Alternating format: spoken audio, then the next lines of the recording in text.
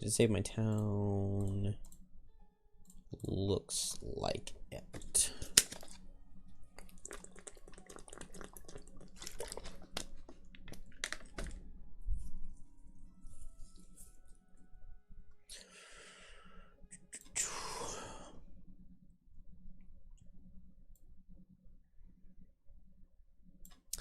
All right.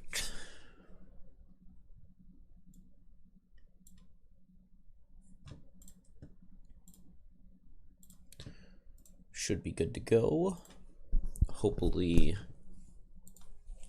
without a ton of lag.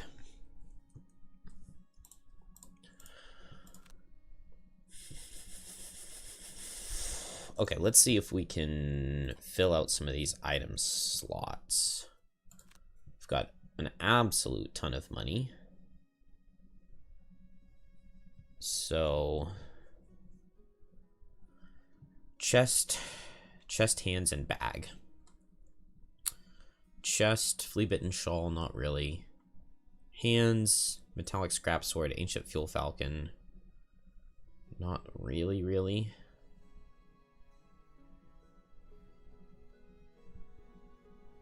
Algox warhammer.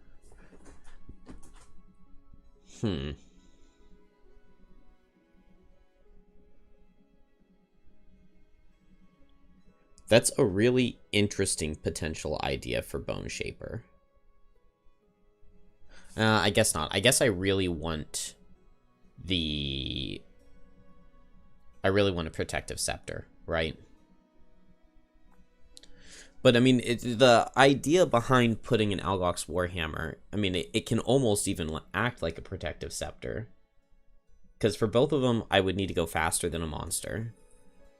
I mean, this just gives me, one time in this scenario, a single target stun. And it would mean that my Boneshaper's turn would have to be, like, move and melee hit for insignificant damage. But, I mean, I could definitely see a situation where Algox Warhammer on Boneshaper would actually be kind of clutch. It's an idea. I almost want to try it. I really wouldn't mind putting a Warhammer on somebody. Let's see, what are we missing here? We're just missing one hand. Oh, yeah, let's grab this scrap sword. That will be nice. Add some wound. And then here, we could go for scrap sword. We could go for fuel falcon. No boots. Okay, let's look at the other shop.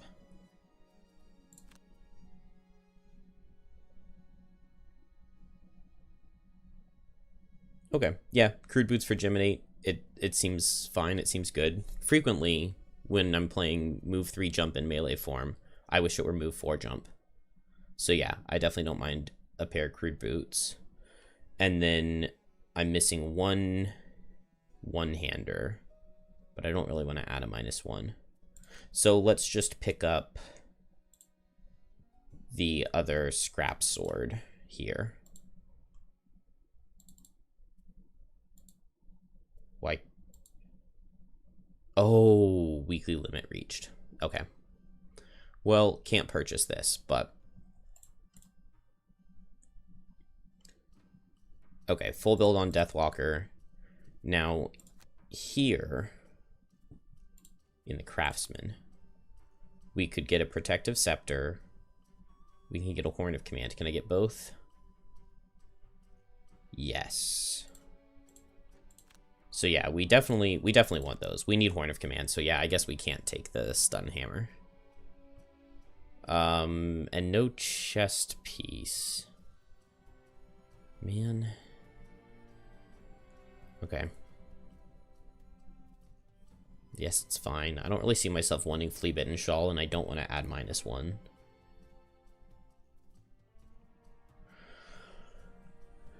So we'll just go no chest piece. I'm not...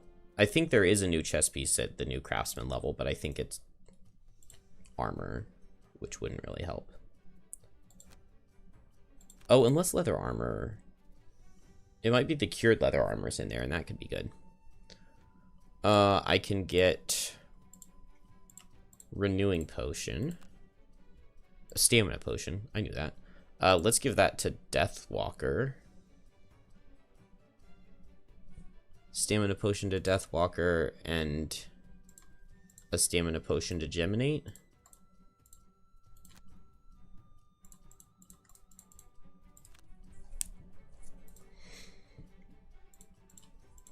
And now we are full build on everybody, just about. Frozen Crypt, Edge of the World, Crystal Trench. Let's go Crystal Trench before the difficulty goes up even more. Because everybody's level 4 right now, I believe. And so that's monster level 5. And as soon as we level up one more time, it'll be monster level 6. Which starts to get really, really gross really, really quickly. You encounter a young Olgox away.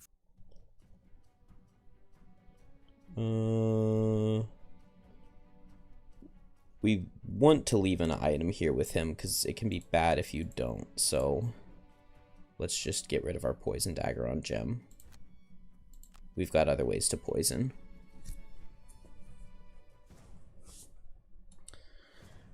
And do I need to fix people's cards?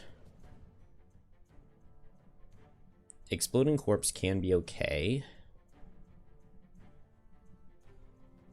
Command the Wretched is always good.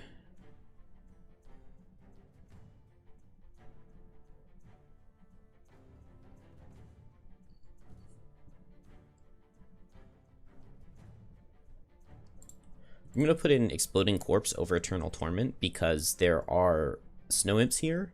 And so I don't want to be making elements to give them extra targets. And also, given that there are Snow Imps and they're low health enemies, the bottom of Exploding Corpse can trigger and deal a lot of damage to them. Theoretically. Kill an enemy with an attack that has disadvantage. Okay, target an ally each rest cycle. Very easy for Boneshaper to do.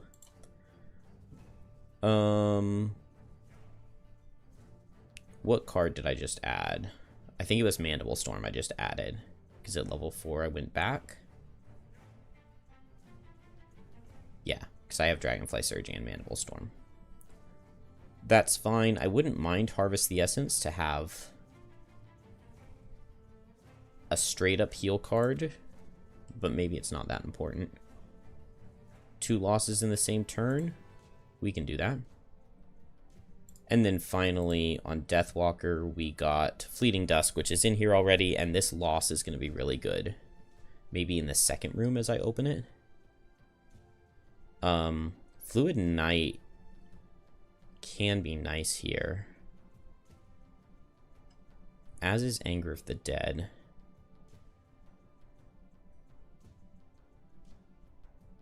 No Wave of Anguish, that's fine.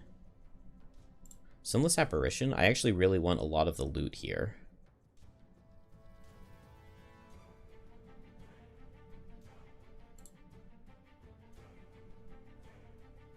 Yeah. We'll use it as a late move card. Kill an enemy that has 2 or more negative conditions. Never collect from end of turn looting. Collect 2 or more loot tokens while adjacent to 1 or more enemy. I think we can force that at the end. Maybe on, like, the last turn, if I have a couple wolves dead or something, I can be next to a wolf and teleport to the end. Good morning, Anomaly.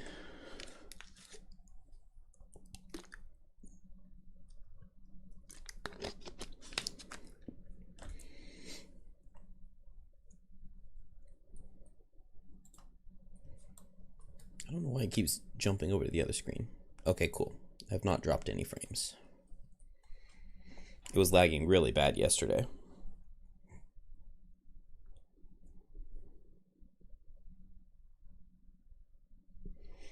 You're excited to start a new run soon? It's fun. It's really cool to go back and try other cards that you haven't used before. Because this is the first time I've ever used Critical Failure on Boneshaper. And this has been really good. I mean, it's really nice. And a lot of Frosthaven's levels are more fun when you already know what they're about. like the planning phase before going into levels, when you get to pick your cards, if you know the gimmicks that are going to happen in the levels, it's a lot more fun to play. It's not nearly as fun when you just get surprised by everything and you don't know what's going to be happening. You're going to play tabletop Frosthaven with your friends this weekend. Nice. That is always a lot of fun, getting a group of people together.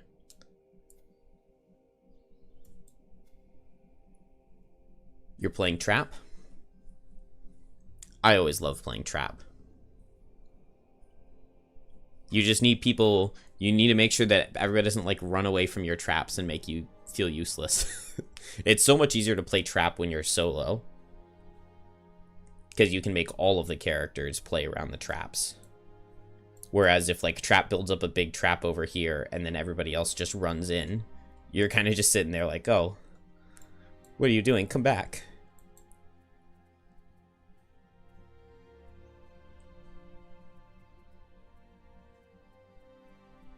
Man, I wish we had a fast, good offensive card on Geminate.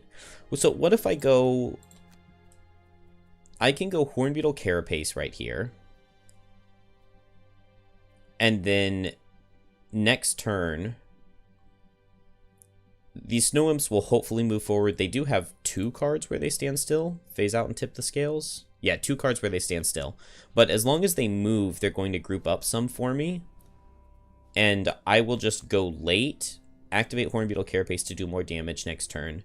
Then I can Scarab Flight and hopefully hit 3 targets with it and have advantage from Dragonfly Surge. And if I could get, like, say, both of the normal imps, I just need +1s to kill. And I like that. I like that a lot. And we'll get our 1 free summon. What's the movement like on this guy? 4, 2, 3, 2, 3. So 1 move 4. 1, 2, 3, 4. So if I just back up, he can never get me. If he doesn't move, it's a little bit sketchy because my skeleton would be here. And he would go 1, 2. And then not necessarily reach next turn, but maybe he will. And I might just Malicious Conversion, or I might Exploding Corpse or something. My goal next turn is to kill at least like 3 or 4 of the imps, because we do not have any tanky characters.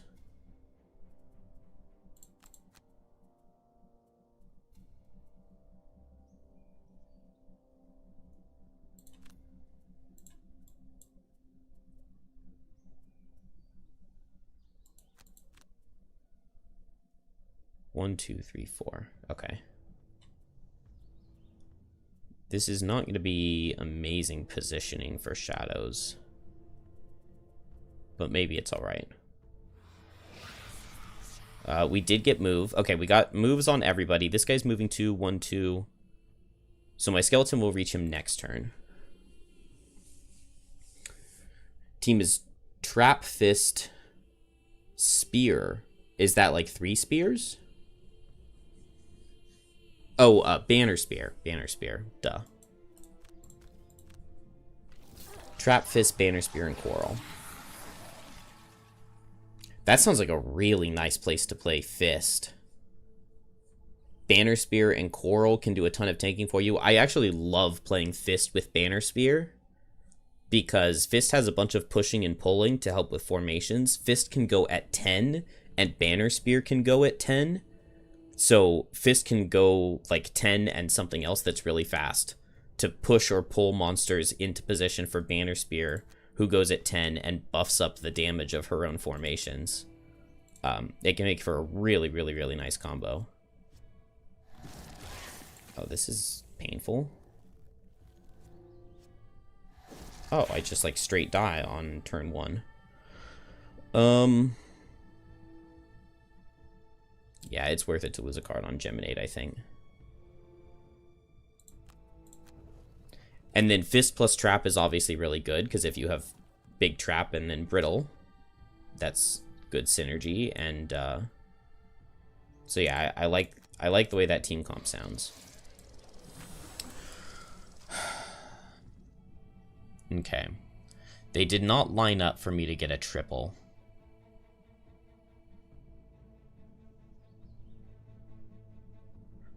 They would be lined up for Firefly Swarm if I wanted to do that instead.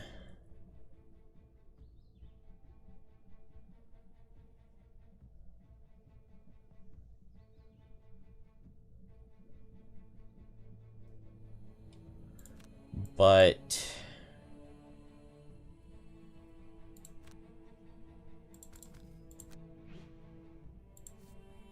I think what's going to happen is I'm going to sit back here.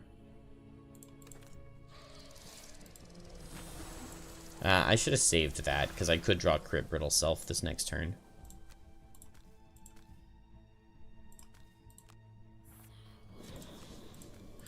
I can activate Exploding Corpse and focus this Snow Imp heavily.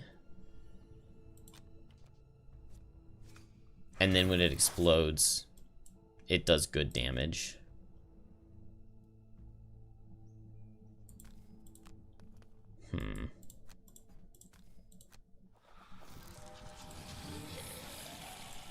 Maybe. Maybe. It's very sketchy. They grouped up all the way. Oh! But I could Mind Spike bottom, Firefly Swarm top. That's definitely what I want. Now I really wish I had a Power Potion, but this is attack 4, attack 5, 5, 5. And so I can hit here, here, here. Yeah, this is good. This is good. I don't get the Dragonfly Surge advantage, but that's alright. Now, Deathwalker has an attack 6 with Ritual Sacrifice into this Snow Imp. That's probably gotta be what's best, right? Strength of the Abyss is also an attack 6 into anything. Alternatively, Forceful Spirits is a 2-target attack 3 if I want to go here. Or if I want to use the bottom of Restless Spirits, I could hit with the top of Black Barrage or the top of Shadow Step. So I could like move 3, attack 3, make something suffer 3. I could move up attack 6. So I think I'm going to move up attack 6 because this Snow Imp is faster than this one, which means this skeleton's going to hit this one, and if we get attack 6, attack 2, that could kill this guy, which would be good. And then my Raging Corpse hits here, and I use Critical Failure using the Dark to get 2 targets.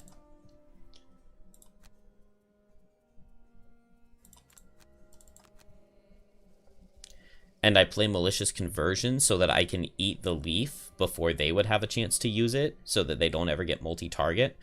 And then I can Protective Scepter on both Boneshaper and Deathwalker onto my big boy summon to give him 2 shield. And then even with Brittles with 2 shield, he should be surviving just most of anything.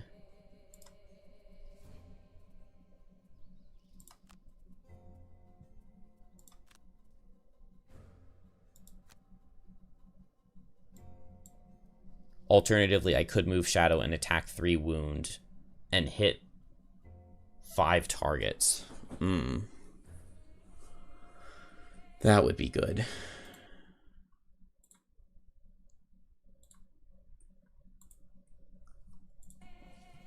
That would be good.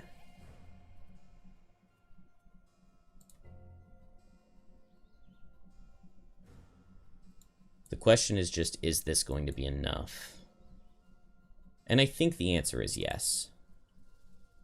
I think the answer is yes. What's my initiative looking like? Yeah, this is fine. Okay. Well, phase out really screws up a lot of stuff.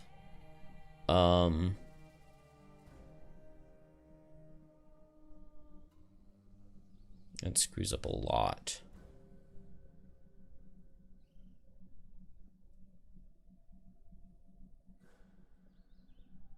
Hasty Assault on the bear is also really weird. I think it means that I initiative boots to go slower. Dang it. Okay, but we can probably kill the polar bear here. Because the polar bear is first, he's going to run up and hit this skeleton. And he probably kills it. But that's fine if he does. Yeah. That's fine. Because I can use Horn of Command to make my Raging Corpse hit here instead of a Snow Imp. And then I can still... I can still grant attack with critical failure.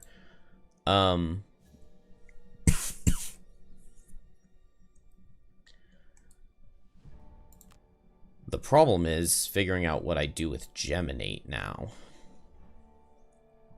I can switch to melee if I want with Mind Spike, but I'm not playing Firefly Swarm's Lost now.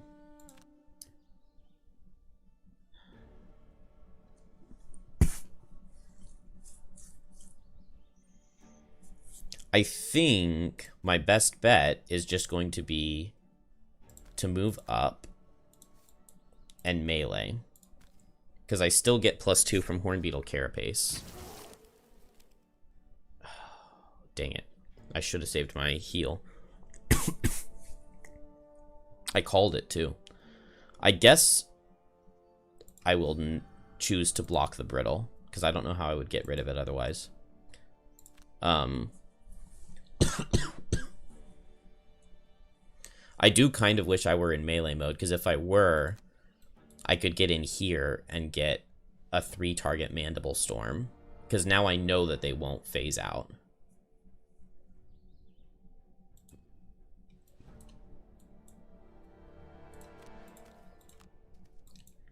And this guy came in, so I get a nice big Ritual Sacrifice. Okay. Well, so much for Horn of Commanding my Raging Corpse. He actually did a damage. All 3 characters crit this turn.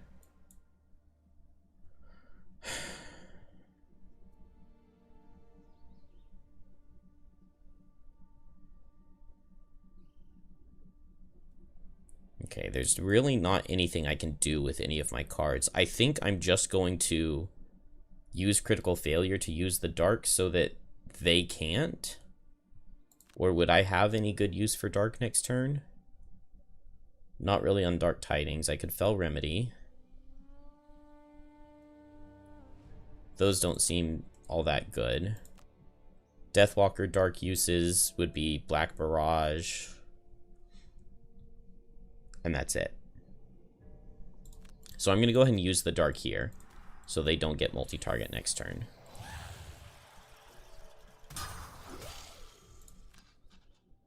And then I'll just get this loot.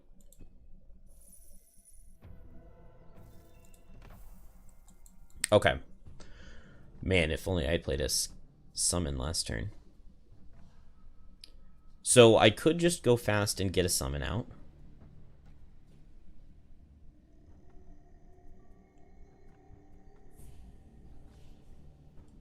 There's definitely a chance that they don't attack.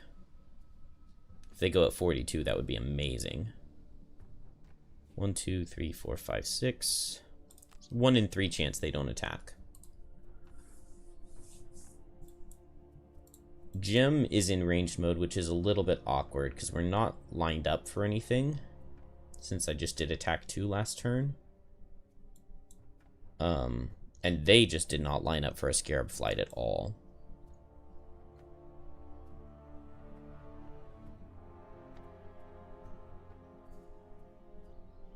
One, two, three, 1, 2, 3, 4.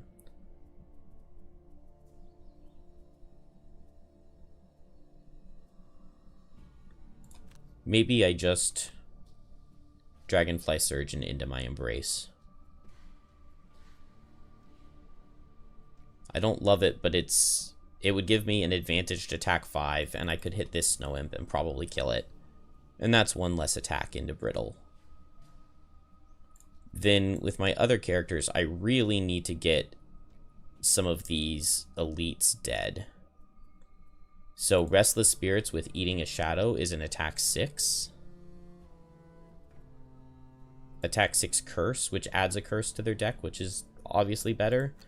But maybe it makes more sense to run up in Strength of the Abyss, because that's an attack 6 that won't use a shadow. And then the next turn, I could use Restless Spirits either bottom or top.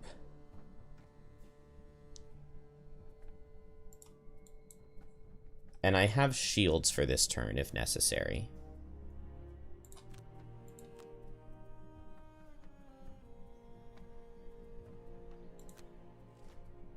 Ooh, single target high damage. Definitely the scariest thing I possibly could have seen.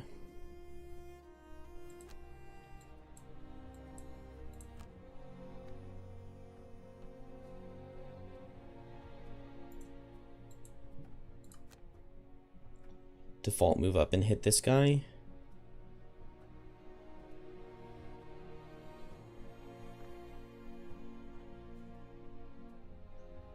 Ooh.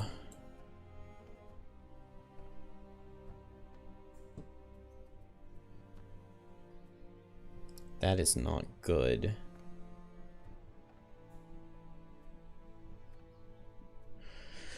Now,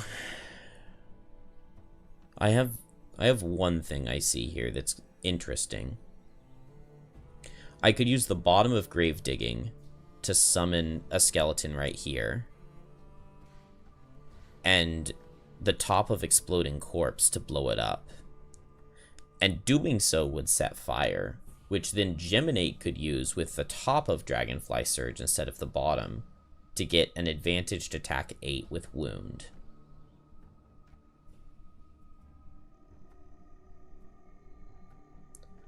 Which would mean that I would need a summon right here, which means that Deathwalker can't be standing right here. But if I want Deathwalker to get a turn at all, so maybe I come here with Shadow Step. What I should have done is Boost to go with a different character. Oh, that is a nice crit. Okay. And then I come down just right here, and I give this shield here, because this skeleton is probably taking a hit or two.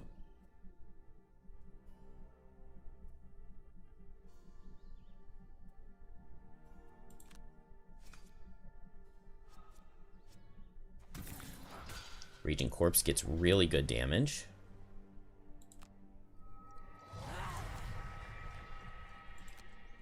And I get a summon here. And now we explode it. And I will advantage the attack into this one.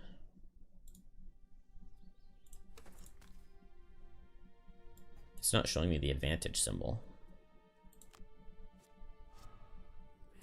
It didn't do the advantage. I mean, it's fine. We got the kill, so it doesn't matter that we didn't get the advantage. Now, I can use this fire. 4-5 range. 1, 2, 3, 4. Oh! Dang it. I want to Protective Scepter this skeleton before we leave. And now we just back up 1. Use this fire to attack with advantage. I just need a +1 because it will also wound. Beautiful. Got there. Absolutely beautiful. Hi, Ken. He dies to wound. Both of these guys will hit the skeleton, but he has shield 2. Yes. Yes. Whew. I'm generally just known as a Boneshaper hater, but Boneshaper has been doing really well in this campaign, I would say. That was a very clutch turn right there, because Raging Corpse pulled like a +1, and then I got a crit and a +1 on my Exploding Corpse loss, which I'm glad I brought because I wasn't entirely... Like, this did not go according to plan at all, and it worked out great. Everything had to be done on the fly, but there were no issues with that. All right, and now... So what all losses did I have to... Okay, I had to play Dragonfly Surge unexpectedly, but that's not a big deal, and Exploding Corpse unexpectedly, and somehow we get out of this first room just fine. Well, most likely. Not out yet, but they're both normals, which makes them way less intimidating. It does look like I actually kind of struggled to do something here with Deathwalkers, so maybe we just take this turn off.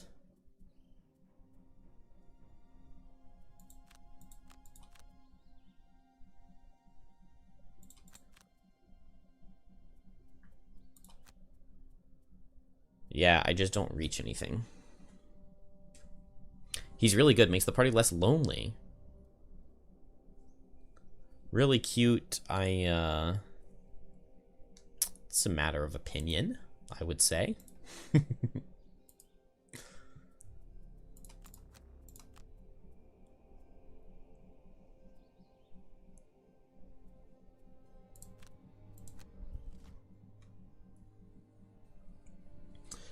Three skeletons out taking hits and doing damage. What's not to like when they all die without doing any damage?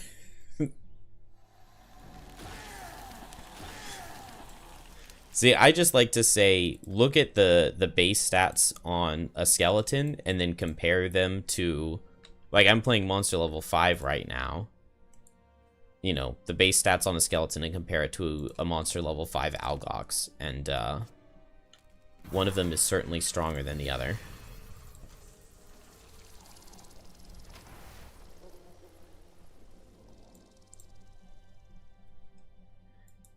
Yeah, I don't know. I find even thinking of them as a disarm, I'm frequently disappointed.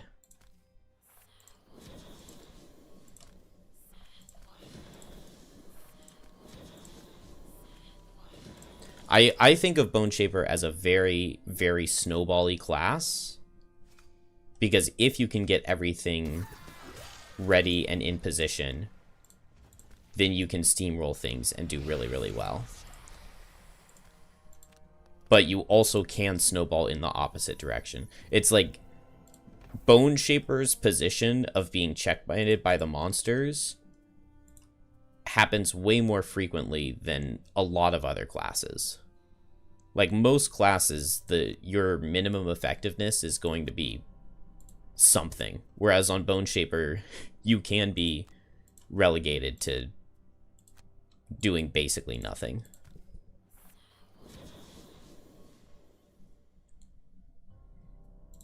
Yeah, and I mean, if you could play the game on +3 difficulty by just summoning a whole bunch of skeletons and having them do the monster AI and go in and win, then the game in general would just be way too easy, if that actually worked. But with that said, like, you have to play on increased difficulty, you have to play it the way you're suggesting, where you use the skeletons as disarms.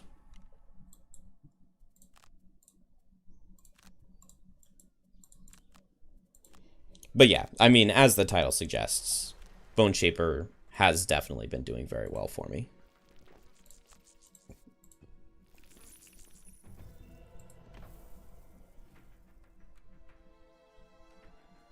Yeah, I'm sure on normal they absolutely destroy. It's generally always like that for summoning classes. Because a lot of summoning is snowballing and comparing base stats.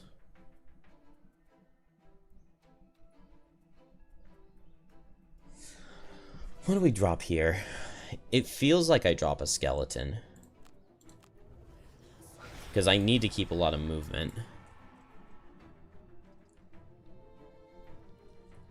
Yeah, summons don't scale. It would be very interesting if they did. If you had a summon whose health was like monster level divided by 2 or something. Monster level divided by 2 rounded up.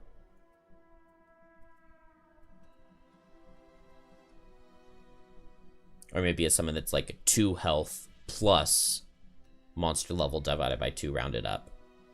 So low level would be 3 health and then 4 and then 5. Do I feel like the party's too squishy? I anticipated that I would. But yeah, the skeletons really have tanked enough. Basically, the way I was planning to play it was just spamming skeletons, and I took the 6 rolling Boneshaper heals. And with that, I have not had to focus on healing Boneshaper at all. You draw these so frequently. Much more frequently than it seems like you should. And it really, really helps Boneshaper keep topped off on health, and then I just don't have to worry, and I can always summon whenever I want to, basically. And then between summoning protective scepters and burst damage, well, a lot of the scenarios, it's just been we get everything into position, Geminate uses its Hornbeetle Carapace to do as much damage as it can, and then Geminate just goes in and loses cards to damage, and then Geminate exhausts. And since everything was hitting Geminate, Boneshaper's skeletons stay alive, and Boneshaper does the most damage, while Deathwalker sits back with her shadows and doesn't ever catch up.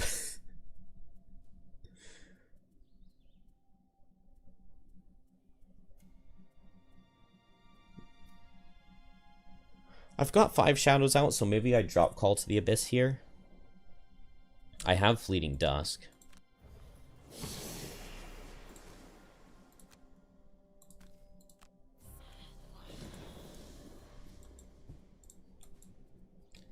And let's just...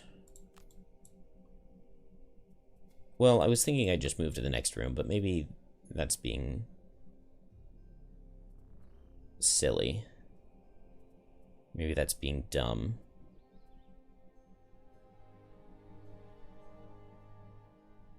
There's actually very good justification for summoning the Shadow Beast over here.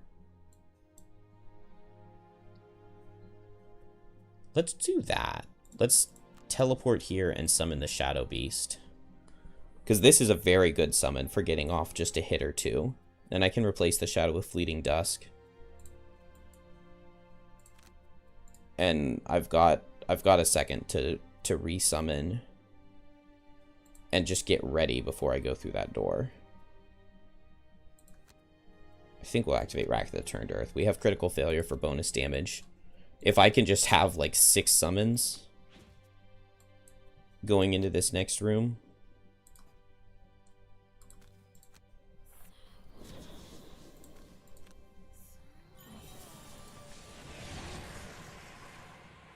Which is this? Raging Corpse all Horn to get him right here.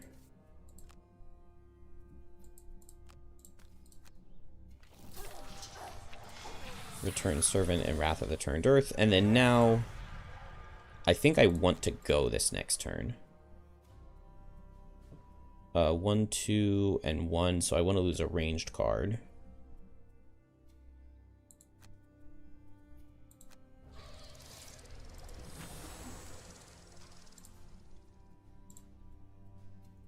And I should be able to into my Embrace Firefly Swarm. 1, 2, 3, 4. Yeah, I can open the door and pull a bear in.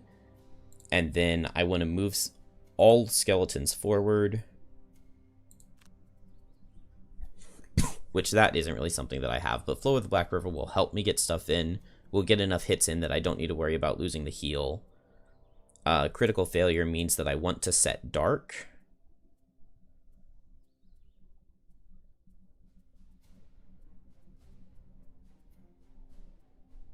Which is just not something I'm going to be able to do. So maybe I critical failure next turn.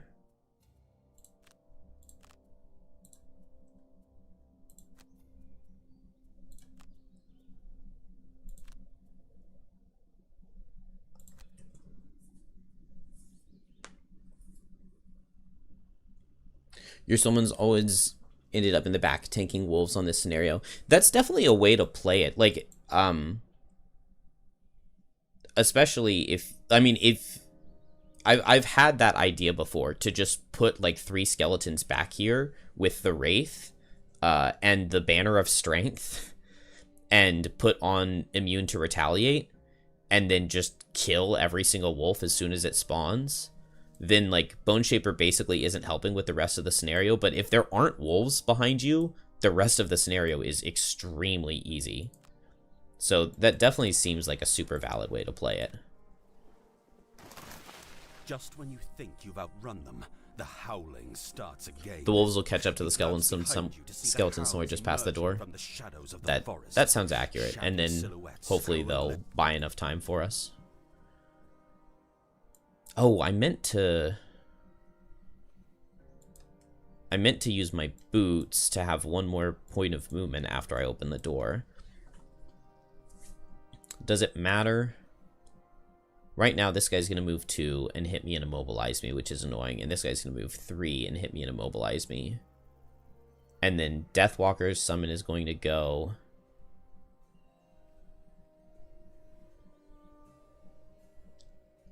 And then all my other summons aren't going to be able to reach. If I had one more point of movement, I could go here and they would go here and here. And that doesn't necessarily help. I could go here.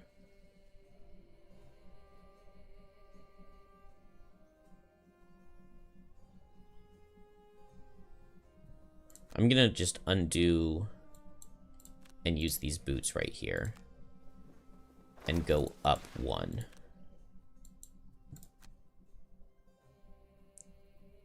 And hit the elite. Another crit. I've crit a lot in this scenario.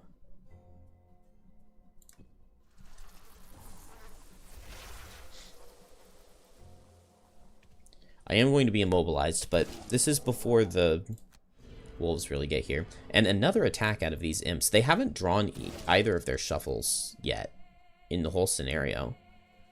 Which means this next turn, 1 and 3 for them to be multi-target.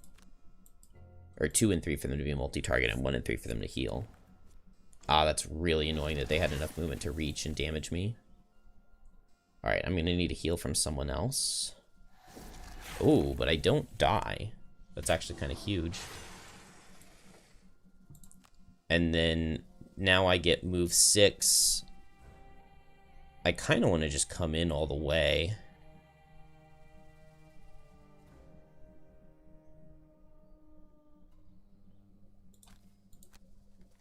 I think I'm going to go ahead and target this guy because I have Spyglass and Scrap Sword. And this is going to do very good damage. And now, depending on what they're doing, I could try to kill him with... I could play Restless Spirit's bottom and potentially kill him with it. Let's... Yeah. This is a really good place to Stamina Potion and get back Strength of the Abyss. Because now, next turn, Strength of the Abyss is an attack 6 again. And I can Strength of the Abyss this guy and Restless Spirits and probably kill both of the shadows and then not have to worry about them.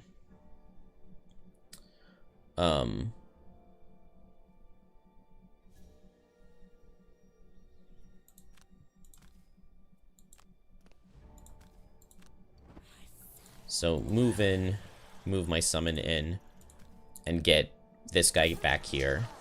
This guy's probably just on wolf distraction duty. But I do have my Wrath of the Turned Earth. So that wolf distraction duty should last a while.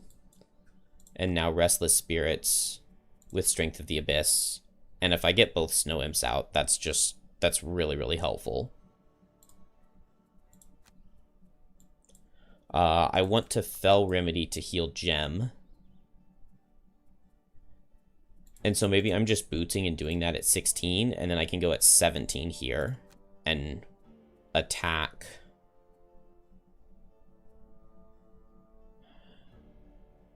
I could attack and disarm? Yeah, they're not immune to disarm. That sounds just so good. I feel like I'm in a really good spot here. Okay. Hibernate's annoying, but it's not the end of the world. And we got heal out of Snow Imps. Totally fine.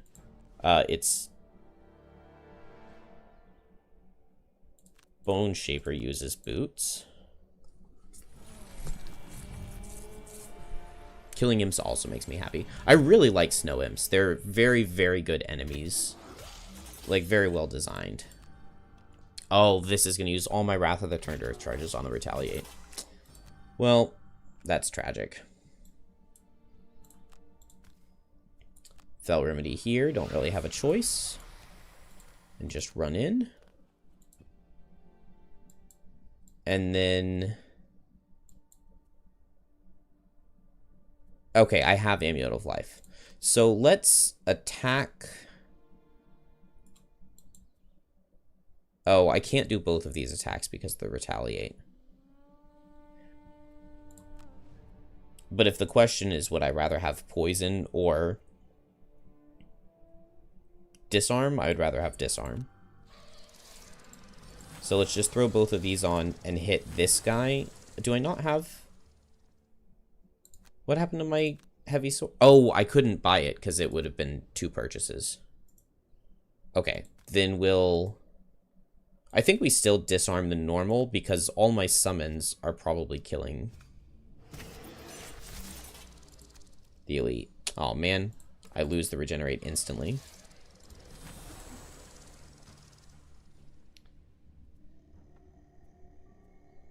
Could stamina potion back reckless jab.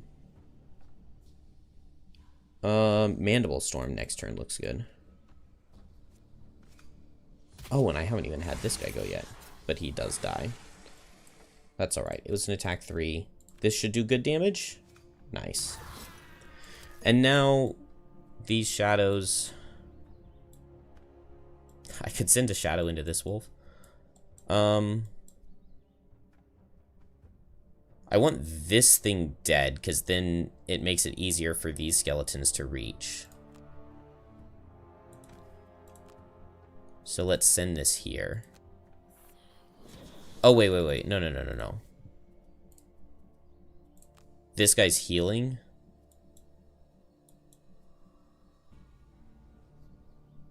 He's healing 2. So if I send the shadow into him...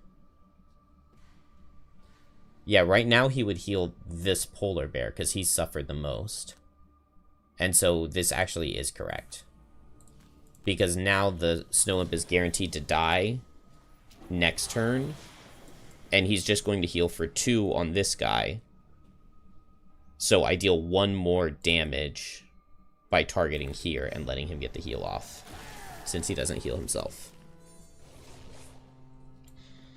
And I just hope that I'm faster than the wolves so that the wolves don't come this way and mess up my skeleton aggro. But that's probably not going to happen. They're very slow. Which is not my favorite. But we do have disarm on the normal. So I can maybe just go fast and try to kill the elite with Icebound Quills. Yeah. Okay. I like it. Ritual Sacrifice, but I can't... Yeah, I think I just play Black Barrage and I shoot this guy. Because I don't have any shadows over here and I can't move that way.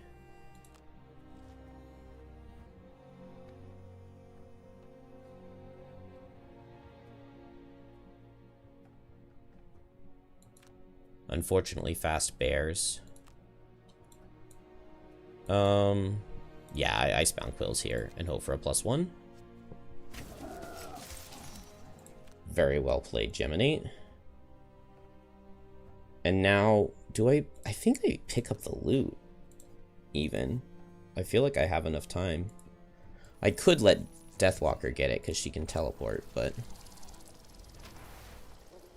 Yeah, it was a very good +1. I do have a ranged attack with Deathwalker, so I could have thrown that, but... Oh, I guess moving there and picking up the loot messes up the skeletons, doesn't it? Because this guy's going to go here, and then... Okay, these guys were always going that way. They're going to buy some time for me. But actually now it's kind of hard for me to... No, it's not hard for me to kill this guy. I've still got 2 guys on him, and they'll just crit. How much retaliate is this? Retaliate 3. Oh, I still had 1 wrath. Nice. the good part about them not reaching earlier. Oh, and I played critical failure here. Okay. Miss was due.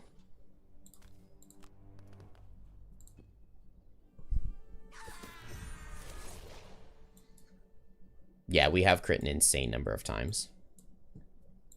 Long rest skeletons feels right.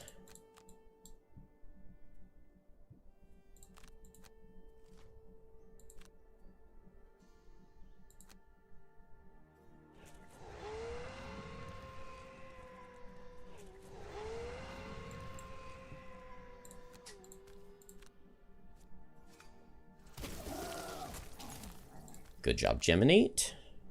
And this is move and switch, which is very nice.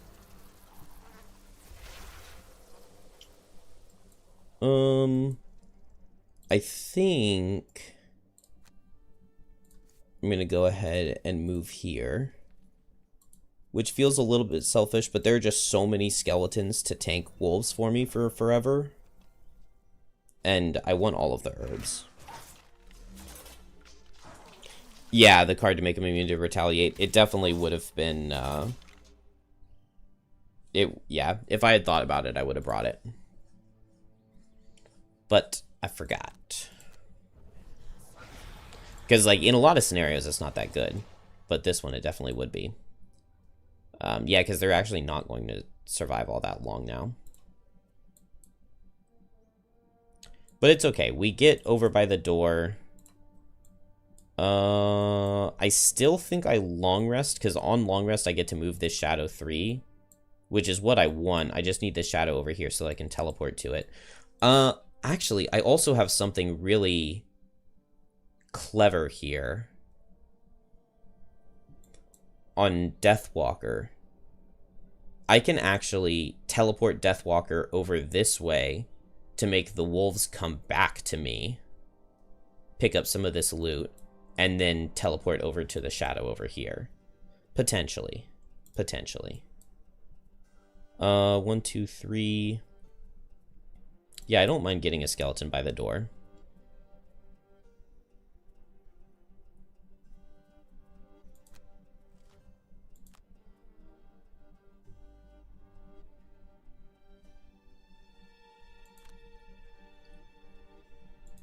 It's a little bit greedy, but if I make some of the hounds turn around... Okay, Polar Bear's not immune to disarm, so I think I'm just going to short rest. Yeah, I'm just going to short rest and drag down. 1, 2, 3, 4. Yeah, that reaches the Polar Bear, or whatever they are. Ooh, get a +2 here, skeleton, maybe?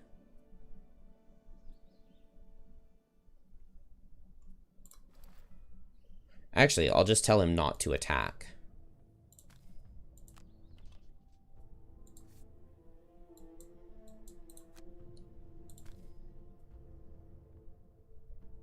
I could pull the Polar Bear into me right now.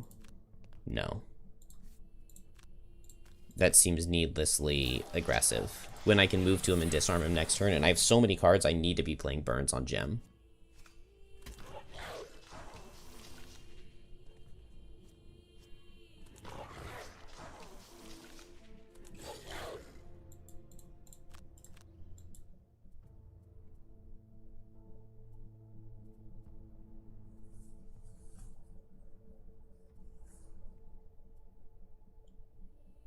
No use for Black Barrage anymore.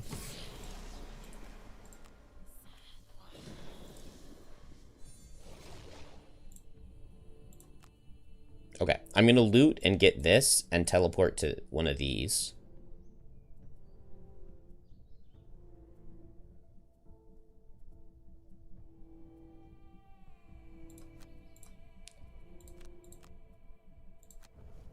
And short rest. Drag down.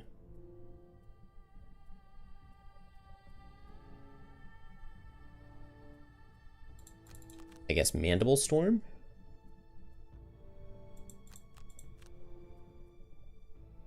Maybe Reckless Jab. But I don't have... I can't heal off I'll poison myself for bonus damage, but I don't need the disarm. And then next turn I get double attacks. And my skeleton will get a chance to go... Oh, okay, I have boots, so I can go later. And maybe I just play the malicious conversion loss. Yeah, I like all of this. I like all of this. I need boots to go later.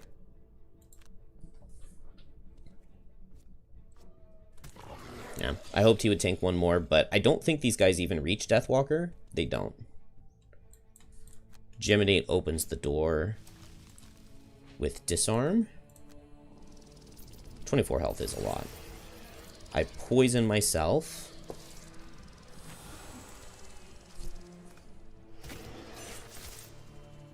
Ooh, and stamina potion. I can get back Reckless Jab, and I could disarm him this next turn now.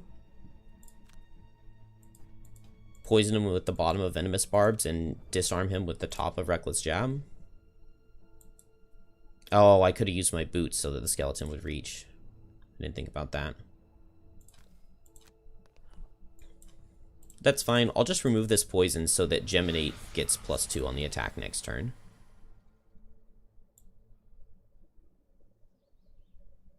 And here, it's pick up this loot and teleport here. No need to attack. So I could stay over here to get all of them to come back. But, well, the normals aren't going to reach me, are they? They're guaranteed to have move 4. So 1, 2, 3, 4. These two normals can't reach me. But it would be attack 6, attack 6, attack 6, attack 5.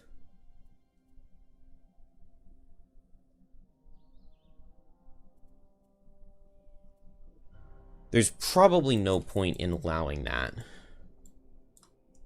Because these guys are so far away from up here. It doesn't seem significant. So I think I just go fast and I teleport up here.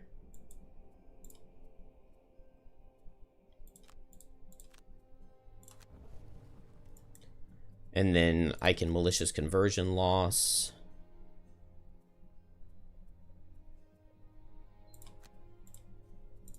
And disarm him again.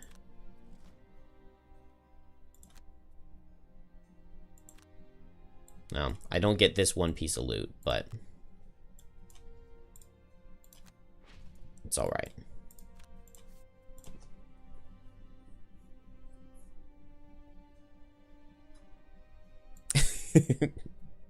Yeah, I mean, I wanted to for the pile of loot, but I wised up.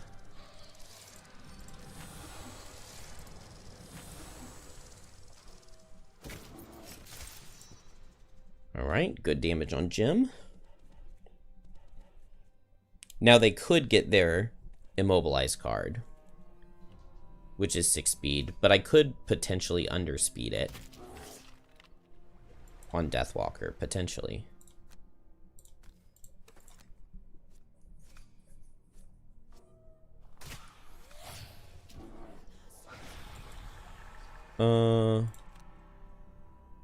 It's not worth healing one. I would rather just be standing on the escape hex, I think. Because now this guy's just very likely to die. I'll just... I guess I'll grant the attack, because I get an experience out of it.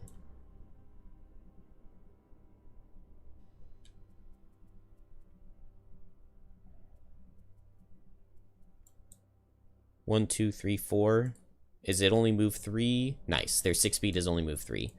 So I don't need to worry about anything on Deathwalker for this turn. So I think I just move 2 in Strength of the Abyss.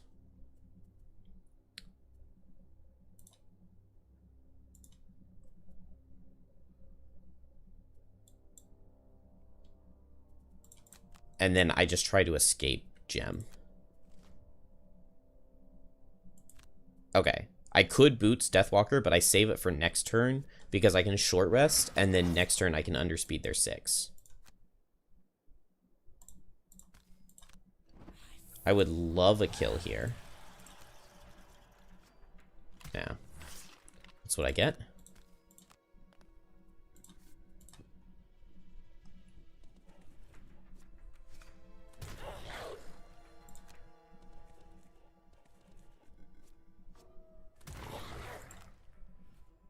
Oh, now on a short rest I can't pick my card.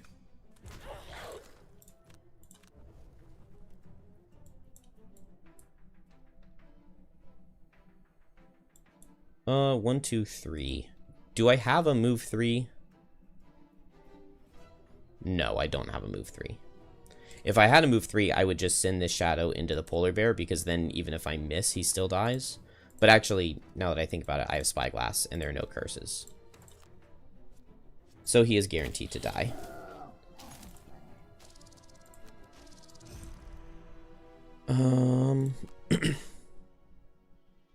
And do I be dumb and greed for that piece of loot?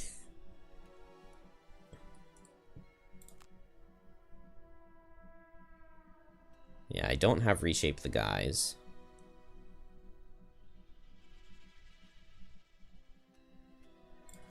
I'm going at 18 next turn, it's fine.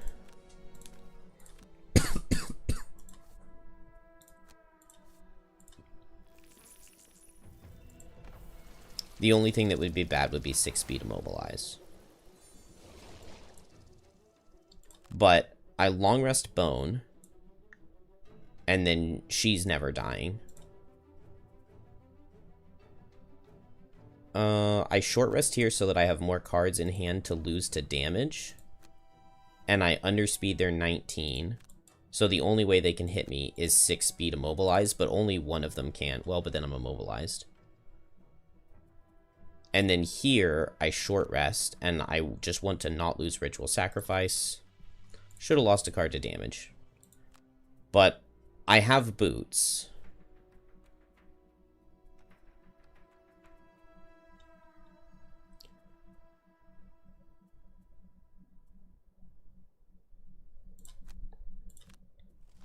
Okay, good. It's 19. So, yes.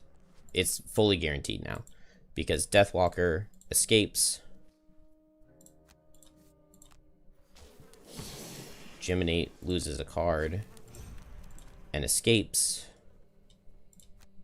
And we greeted. We left one loot token behind. Even if both of these attacks kill, which that one didn't. Oh, and only one of the attacks reaches. No. That guy moves so much. I can lose a card to damage and lose 2 cards to damage. So I still could have taken 2 more hits. That did 6. And we're out.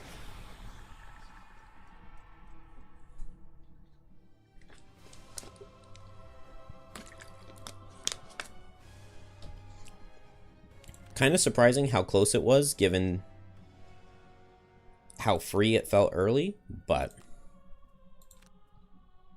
we made it. Geminate with the most damage dealt. That is not what I was expecting to see. Yeah, the only sketchy thing really on the level was that I lined up for a huge Geminate damage turn on turn 2, and then all of the Snow Imps shielded themselves for 5. But them doing that means that they're not attacking and killing me, so it worked out.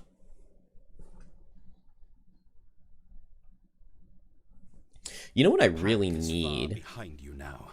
Their snarls and barks. You know what I actually think I'm gonna do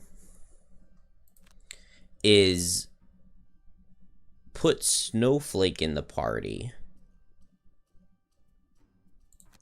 and take out either Geminate or Deathwalker. A group of mercenaries are strapping supplies onto a donkey. You stop an because the only thing that was holding me back in that level was skeletons not being able to reach. And if I have birds and a tempest on Snowflake, yes please, that would help me get through the doors just oh so much. And if I add a low level character, it'll take the difficulty back down, because now that I'm 5 on Boneshaper, 544 is monster level 6, which is not a place you want to be.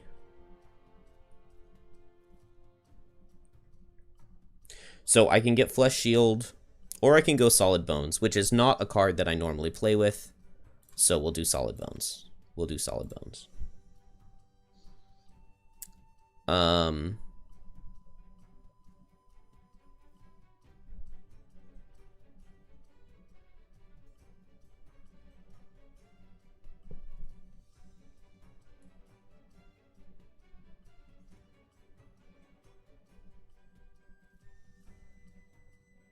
Let's add a kill the attacking summon to add +4. Why not, right? I've never pulled that on digital, so does it replace a 0, or is it? Yeah, it replaces a 0. Okay. Hopefully we draw it.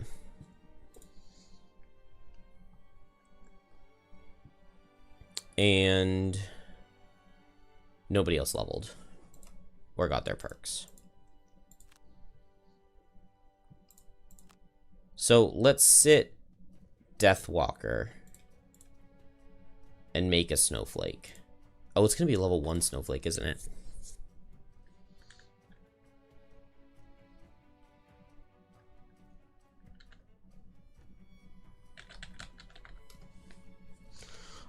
Kill 222, 8 loot tokens. Let's go 8 loot tokens. I always take kill 222 early and then... Oh, no Boots of Speed.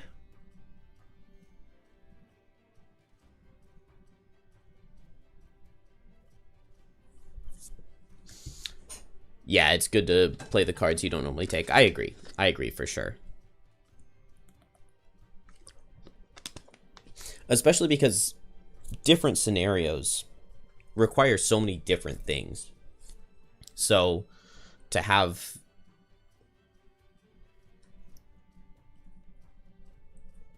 a better understanding of all of your cards can be very helpful,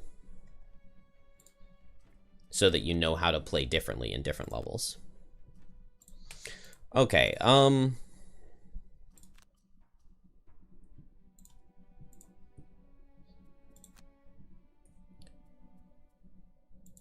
dang. Okay, we don't get the cured leather armor yet. It's the next one. Could pick up a simple charm. Could pick up the dancing slippers. We have heavy sword available. So let's get heavy sword on gem. And then, can I rebuy the poison dagger? No, I can't. Okay, we'll get the metallic scrap sword. That plus heavy sword, you know, gives us some stuff we can do.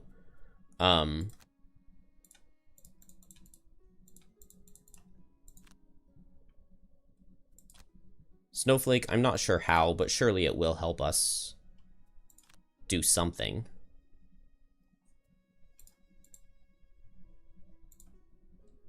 And then here, yeah, still no chest plate.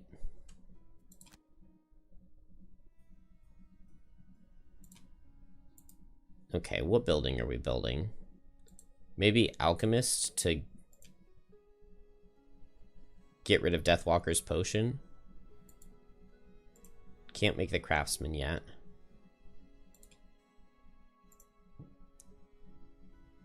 Logging camp or mining camp. I have a lot of metal, so let's get the logging camp.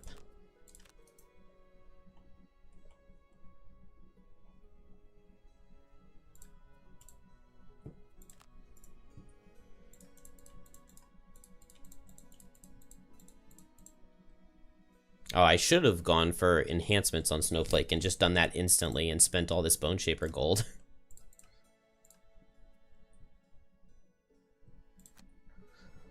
Alright. Oh, we got multiple... No, just this one is a side scenario, but no sled. Okay. Elevator already, and the Ancient Spire, and the Edge of the World, and the Frozen Crypt. Add banner to go with all the skeletons. It definitely could be good.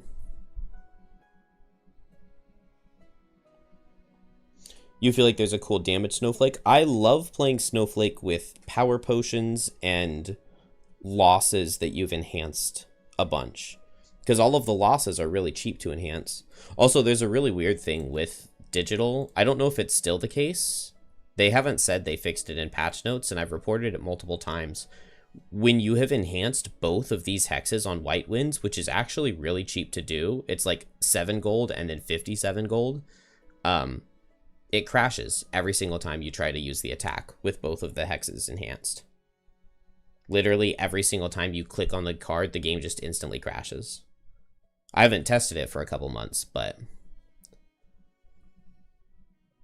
it was frustrating because I was doing some like speedrun testing, and the snowflake I had in that had both of these enhanced, and it would just crash when I wanted to be using the card all the time.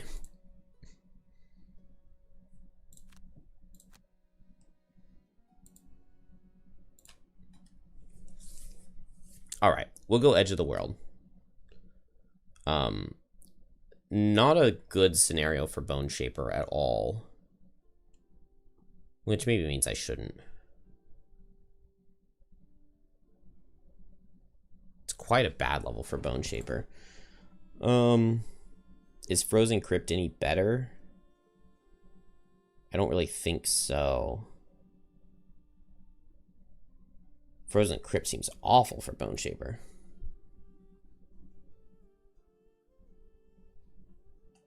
There were a number of fixes to enhancement costs and to which slots of effects got enhanced, but you're not sure if that specific crash has been fixed. Yeah, I don't know. I mean, we could just test it real quick.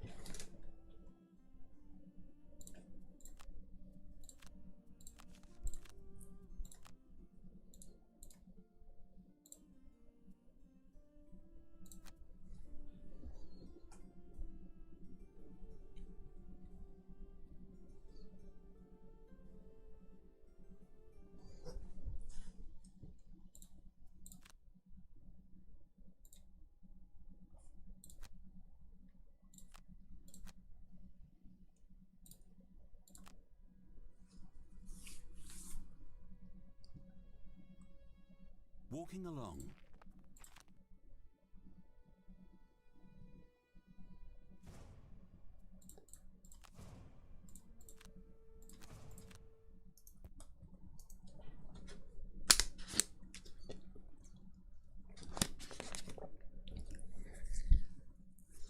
So I'm trying to think of what level I can beat right now, because Edge of the World is scary since lurkers are always multi-target. I would lose my skeletons very quickly.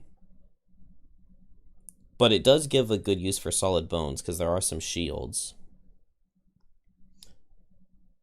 Frozen Crypt is very scary because it has Ice Wraiths in the first room, which are tough. It means I would have to play the Retaliate card, but it only helps in the first room for 2 Ice Wraith, and then in the second room it's just Frozen Corpses, which Solid Bones will be good for. But we also have to get to the back and destroy the altar, and I just don't know about that.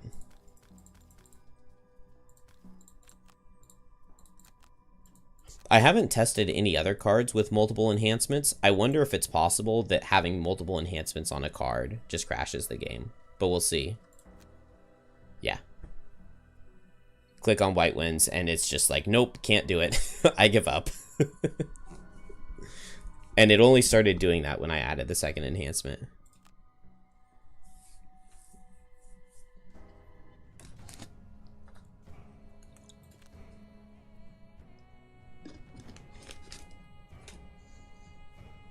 Yeah, that would be a good thing to test. I'll do that at some point in time. Test and see if it's every time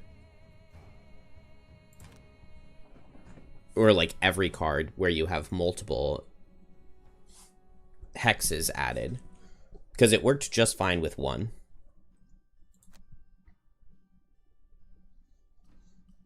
Yeah, I don't know if they'll get it in the next big update, because I only reported it once, but it was like 2 months ago, 2.5 months ago. So maybe I should report it again.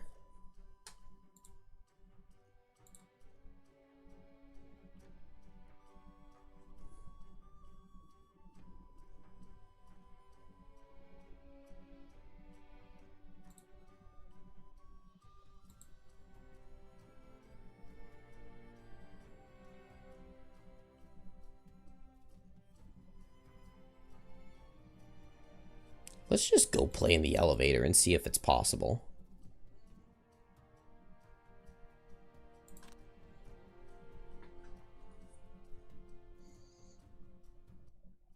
People in Frosthaven.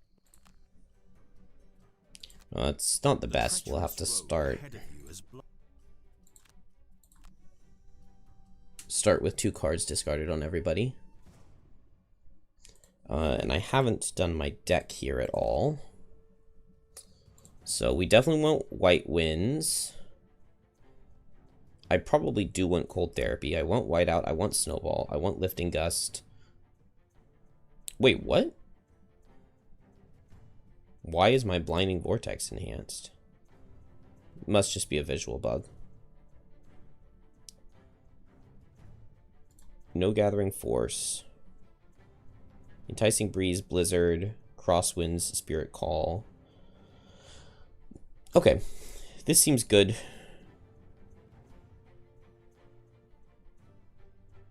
No Spirit's Call, no Gathering Force, no...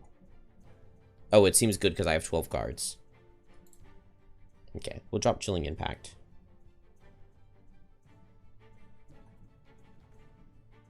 Power Potions would be really nice. And then, do I even bring Solid Bones to this level?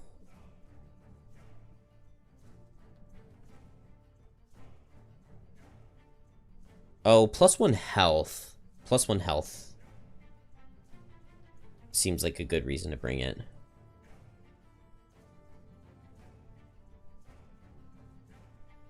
There are Blade Spinners, so maybe I bring Decaying Will for the end. Because it would be sad to get to the end and then lose because I can't ignore the Retaliate.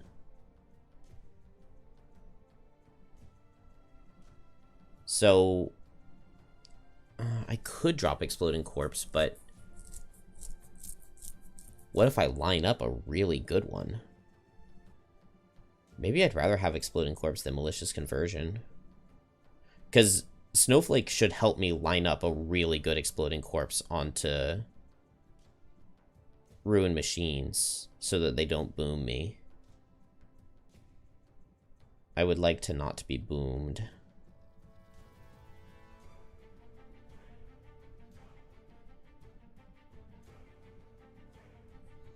Flow of the Back River, Exploding Corpse, Spell Remedy, Solid Bones, Dark Tidings.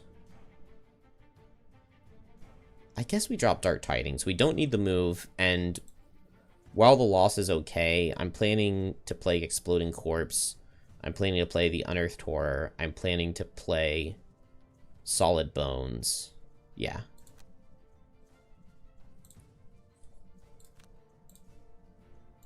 Do I need to change any cards here?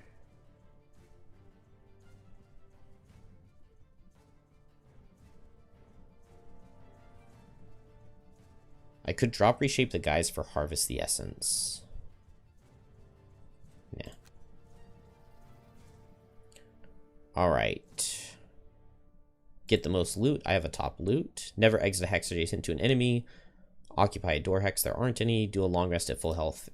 Don't like those. Never do a basic action? I don't know about that. A lot of my movements are basic actions. Kill an elite. We can go there.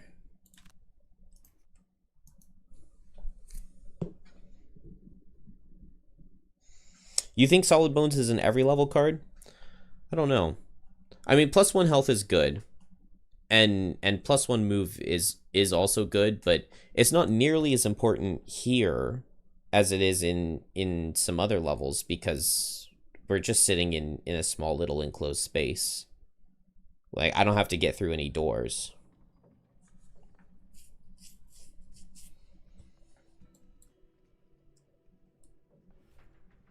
Oh, 2 cards to drop. Oh, that's going to be tough. Okay, we'll drop Decaying Will, because we don't need it early. And we'll drop... I guess I can drop a skeleton, and then I can use Grave Digging to get it back. I'm probably not Dragonfly Surging early.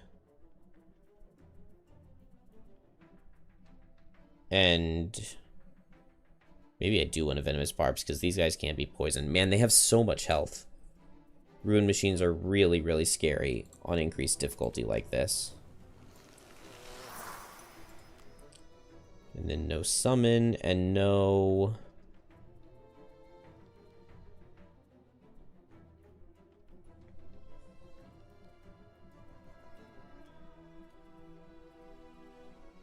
No summon and no what? No Blinding Vortex?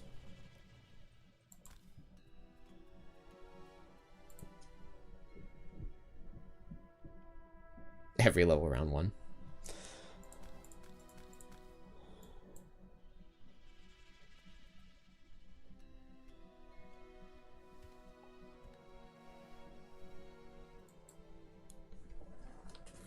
One, two, three, four, five, 6. So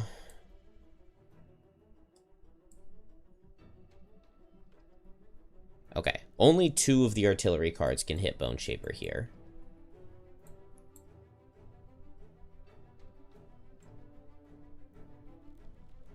So that's not too big of a deal. I would rather move on somebody else, though, if I'm going to move. I guess I am fine with playing Solid Bones top round 1 here. And I'll just play Grave Digging bottom and get this Life and Death summon out from the discard.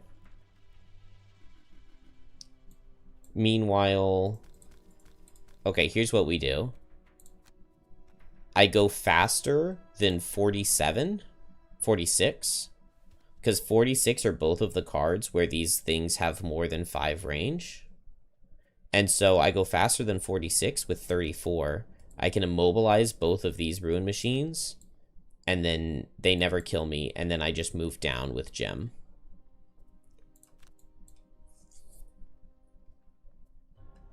And that just leaves us with Snowflake, who I think is just going to... Man, what is trap damage here? Is trap damage 8? It would be so awful if they self-destruct on round 1 and Snowflake loses 2 cards.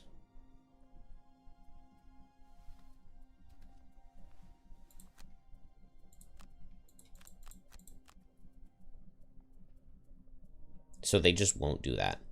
I think we're just going to get a hazard out and push them through. And then doing so, I can strengthen Geminate for next turn. And I can give myself Ice for Cold Therapy. Okay, 41. So nothing out of these guys. 5 range out of these guys. And it's Hasty Assault, so low damage into Snowflake. Just about as good as I could have asked for.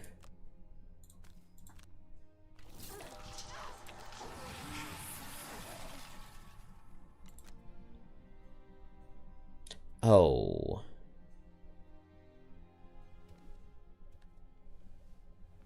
Okay. I should have gone at Grave Digging, because I'm immobilizing these guys, but now my skeletons are running in.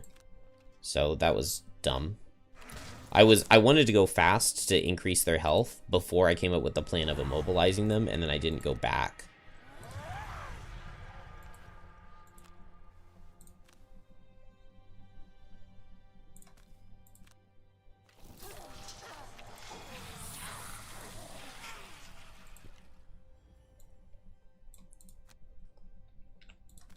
Mobilize. Good. Now, if I move here, this guy will hit Geminate for sure. This guy will hit either Geminate or Snowflake, depending on which hex this guy goes to. But from right here, it makes it easy for me to get the Strengthen from Snowflake. Although I guess I'm in ranged mode now.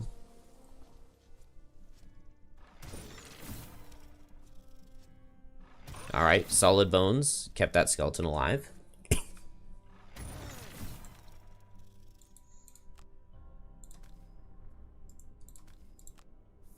Hazard right here. Strengthen gem.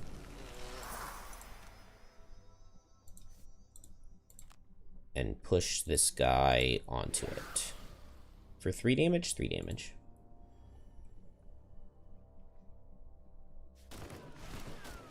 Bullets ricochet off the wall. Okay. So now I have ice. I can go ahead and cold therapy for attack 3 muddle. Which is kind of just like a sure, might as well, right? And then there are going to be 2 artillery down here. That I don't like that about 3-player. Is that next turn or the turn after? The defense rests. Yeah, I mean, it worked. Lost card got me 1 extra attack out of 1 skeleton. I hope you're happy. I don't know how I'm dealing with these artillery down here. I really don't. I need to kill these things fast. What does the UCG mean? So, 15 years ago, I was a really serious StarCraft player. At one point in time, in StarCraft 2, I was top 50 in the United States. Or not in the North America ladder, so not just the United States. I was top 50 in the North America ladder. And so I joined a clan, a team, called Undercover Gaming. And so I added, we all had UCG at the beginning of our tag. And I've just been UCG ever since then.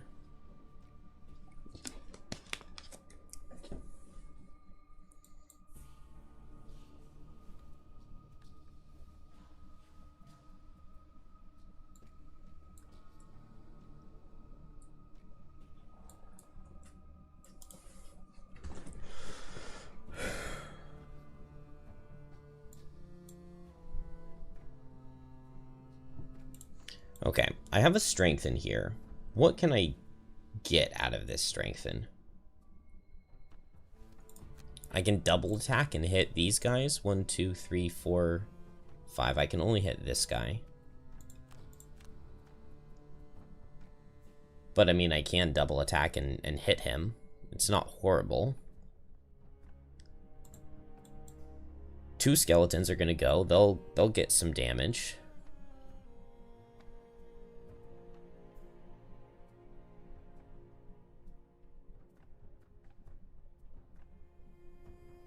Oh, I don't have any source of dark now that I don't have Deathwalker.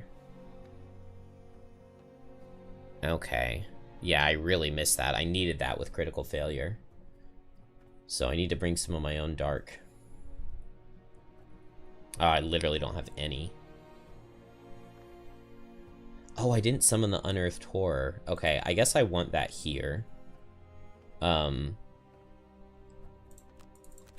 And I can do it at Fell Remedy, maybe?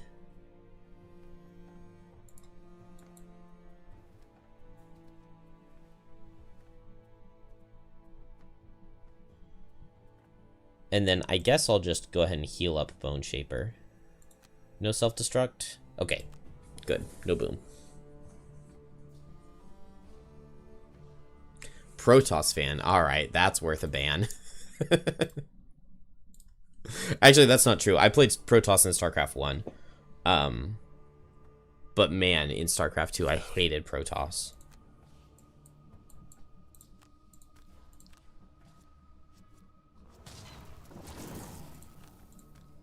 Like, I cannot believe they removed Reavers from the game. Like, how could that, who could ever possibly have thought that that was a good idea? To not give Protoss Reavers. See, I played StarCraft most heavily right when Wings of Liberty came out. And so every single, for like the first year of that game, every single Protoss just four-gated every single game.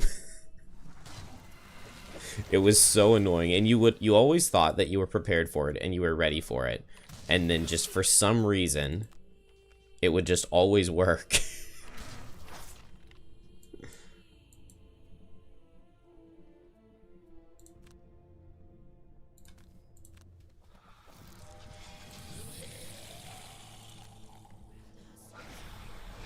Alright, got to heal up a little bit. I'm very nervous that I haven't killed enough of these. But it's not this turn that we get the thing yet. Okay, cool. So, if I can force an enemy to be standing here, it'll suffer trap damage. So I'm thinking I just go late and I push.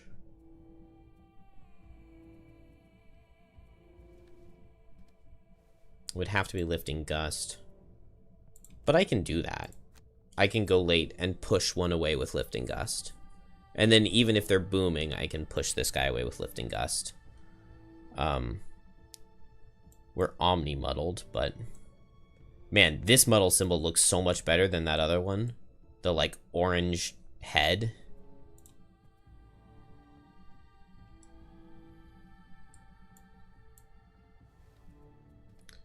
I guess I can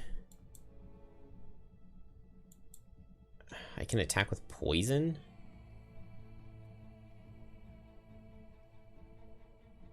I could disarm and then I can't be targeted. So I could attack with poison and then I could attack with disarm and wound, and this guy will die to that.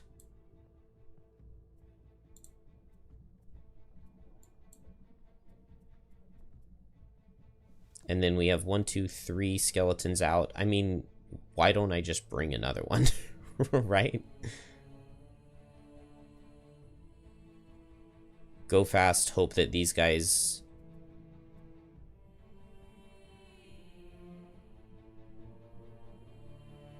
I'm not sure that hoping that they kill is really the right answer. Maybe I just go Wrath of the Turned Earth. Actually, critical failure is better.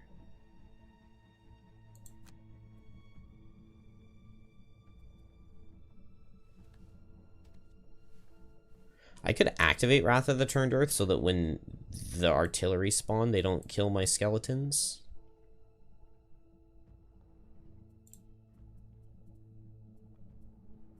What I really want to do is have Snowflake push the artillery into the corner, and then I just come over here and hide where they don't have line of sight. I need Lifting Gust for that, but I guess I could just rest and do it. Or I could activate Snowball and go for a loss on Snowflake on the artillery.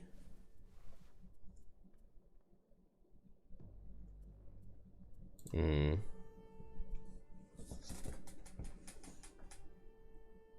never really played StarCraft yourself, but you like watching it. Yeah, it was great. I mean, Tasteless and Artosis are just amazing. Yeah, the pros are just so insanely good. It's unbelievable. When they self-destruct, they'll take the whole horde out. Yeah. Yeah. Like, right now, the numbers are manageable, where it's maybe not the end of the world, and I can position my characters accordingly.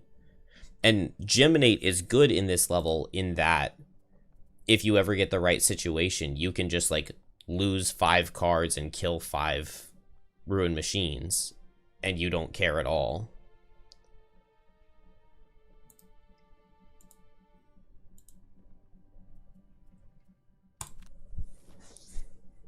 Okay. Or they can just play Signal Jam every turn and...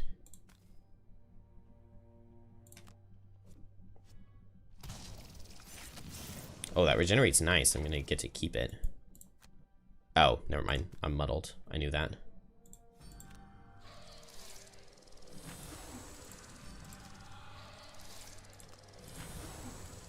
Yeah, I'm going to wound this guy because I don't know if I'm ever going to attack him again. Let's heavy sword as well.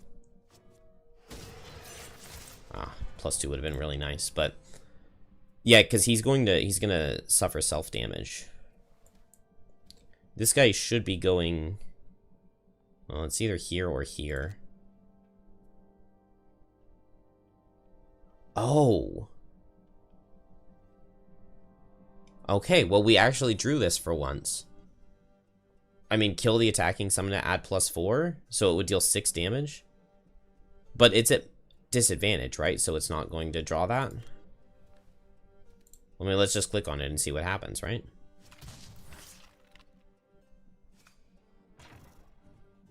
Okay, yeah, disadvantage, so we didn't get it. But man, that would have been so cool. Although, yeah, because he would have then died to his own self-damage.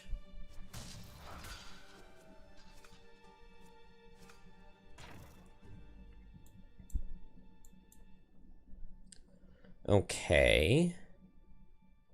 So what do I need now?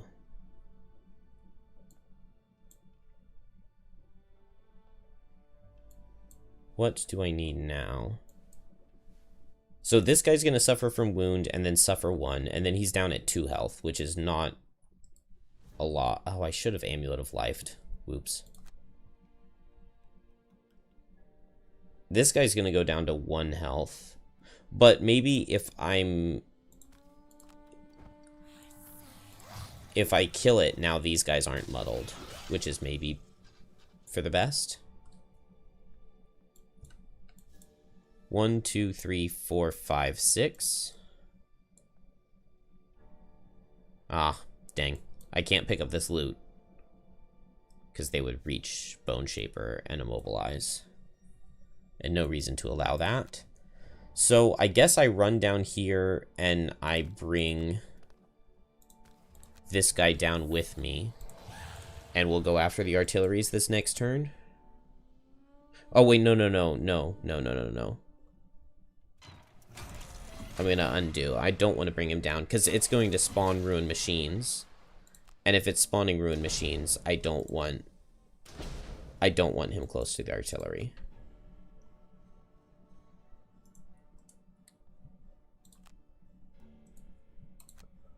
Boneshaper next turn.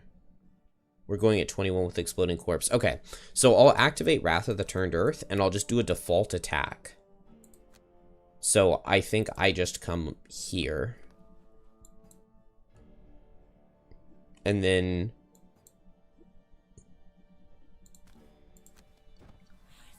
I'll let this skeleton come down here and potentially tank something.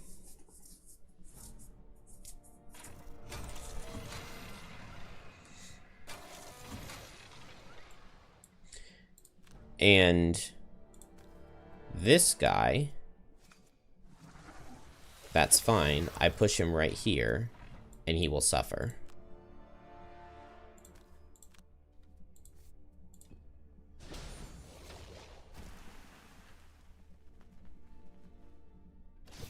What were once pebbles are now stones and cracked brick. Fist-sized hunks of rock have begun to fall from above and then crash loudly onto the metal floor. It seems... Okay. So, Exploding Corpse just so that I go fast. Wrath of the Turned Earth to keep this guy alive as long as possible. If they boom on him, good. Now these are super obnoxious, especially the elite. The normal base attack 3, but the elite is base attack 5. I really need that thing doing nothing.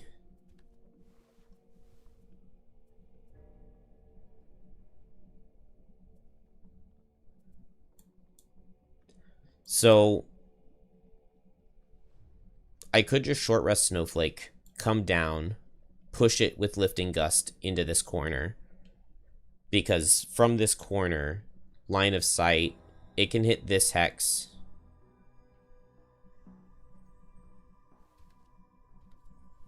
But so if I push him into the corner, then we get a nice little wall where we can stand in this section of the level without getting hit. And if I push this guy 2, then I get that as well.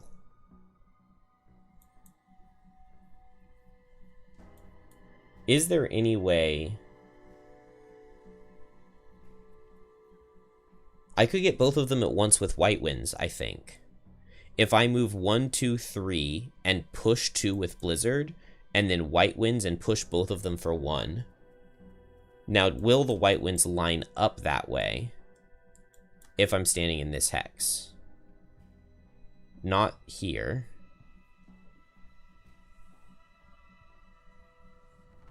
But it works if I'm standing right here.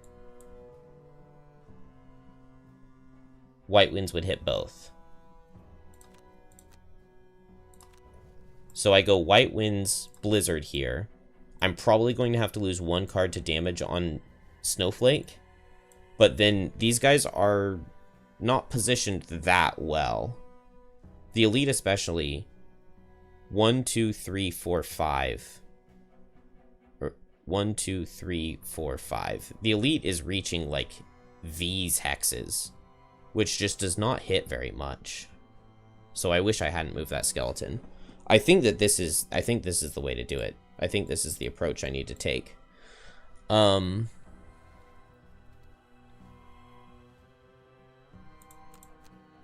and I guess I just Mandible Storm here. I can't believe I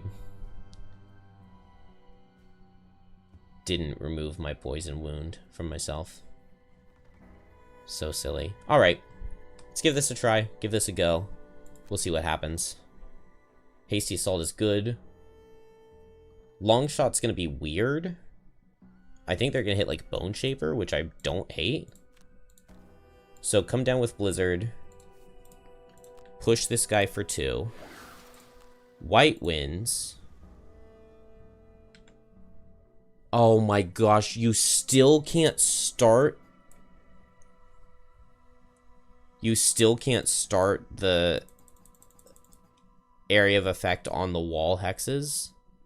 Dude, we were literally reporting that on the first day of the closed beta, that you can't start AoE patterns.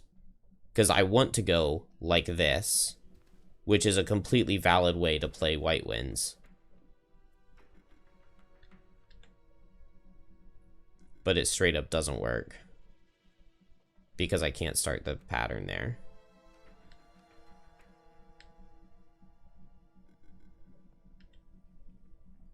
That is so annoying. Can I make it hit them from here? I don't think so.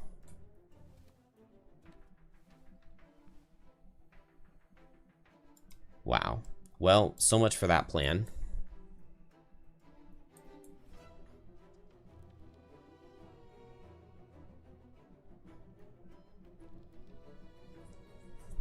It was gonna be so cool. That's not my fault. I guess I can do the same thing with Blinding Vortex. It's just a worse initiative. But okay, we just do that. I would like to have saved Blinding Vortex for later, because the AoE clump is a lot easier to hit a bunch of enemies. But you gotta do what you gotta do. If the game won't let me play it. I attack first before I do this. And the muddle is annoying.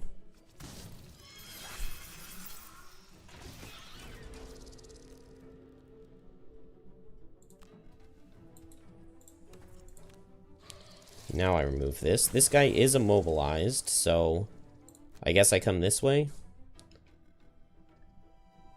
Attack 2 and attack 4. I guess I come this way? Yeah.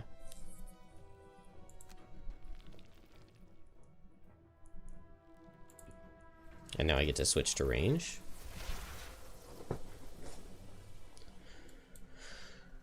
This skeleton's just gonna hit here, that's fine. This skeleton, He's going to move right here, so I could use my horn to move him up to this guy. Yeah, let's do that. Since we have the immobilize, we might as well get some use out of it. The thing's not going to crash down to hurt me just yet. Okay, that's pretty decent damage. Now, I could just grant another attack, but I want to keep them safe. And I could boom, but I don't see a point. Boneshaper is going to take the hits from these guys.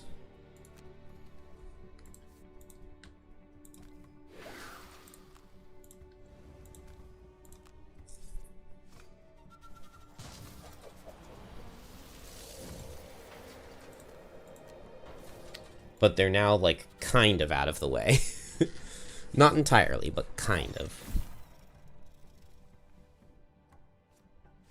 And I like that Geminate tanks these guys so that on their hasty assault, I don't lose Wrath of the Turned Earth charges. Oh, and a miss. Now this is a place where Exploding Corpse is definitely a possibility. Oh, they're in range of that?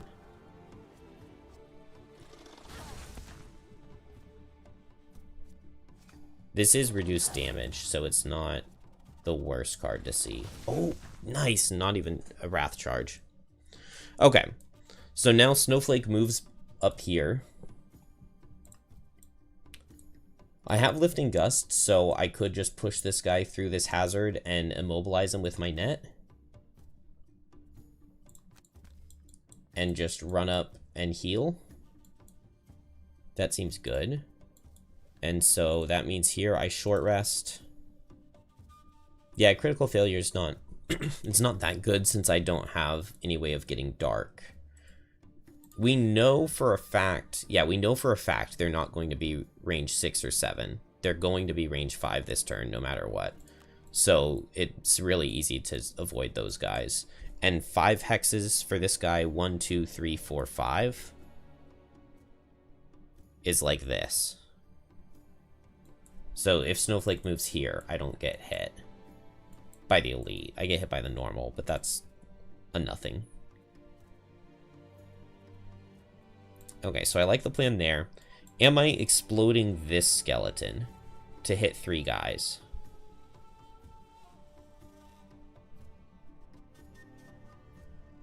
I think yes, because I mean, if we're going to see explosions out of the monsters,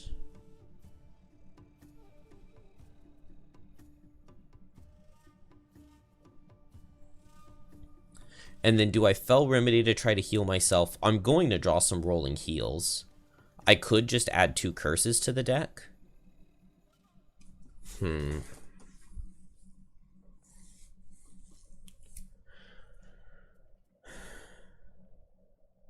What's Geminate doing? Geminate has to play ranged mode. So I'm probably backing off and hitting with Scarab Flight. Or backing off and hitting with Firefly Swarm. Neither of those options seem amazing, but I guess 2 attack 2s down here is fine.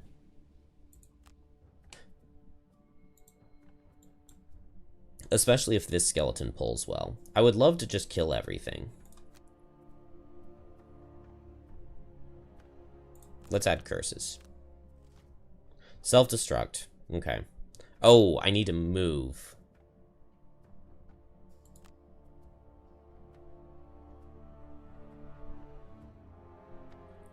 Okay, I really need to kill a lot.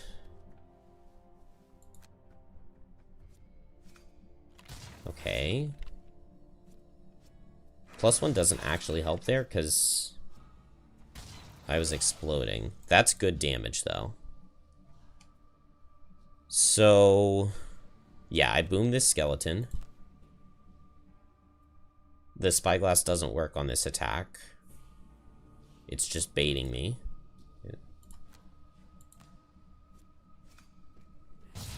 Okay. Got 1 kill. And now I move here.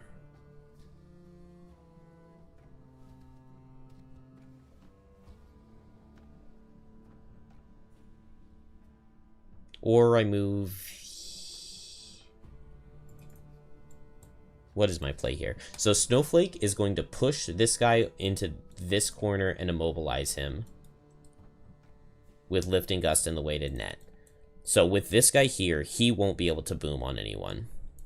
This guy's full health, I'm never killing him. He gets to boom.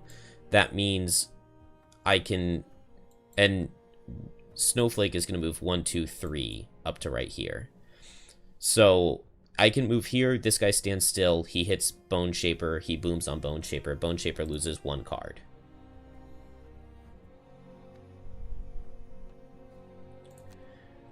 Or I could move Boneshaper 2, move Geminate up here.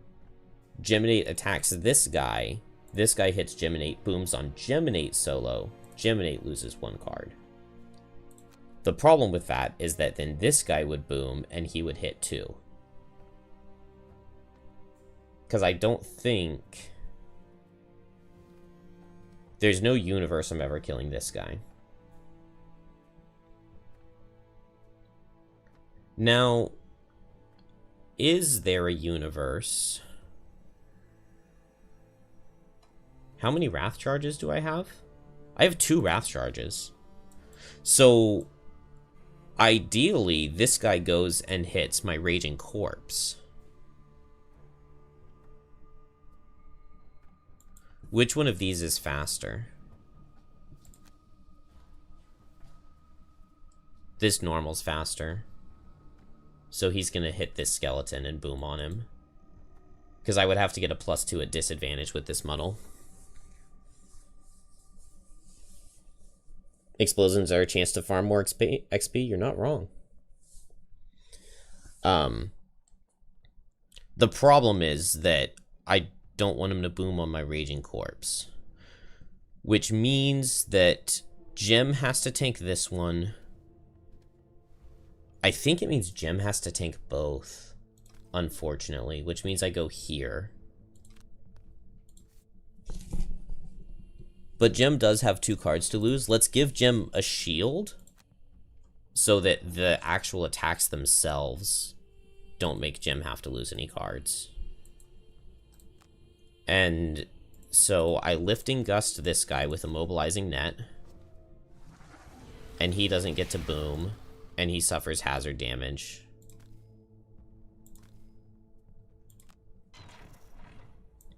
And then I have move 3.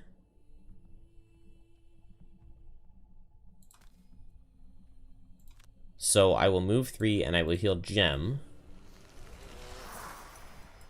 And then Gem...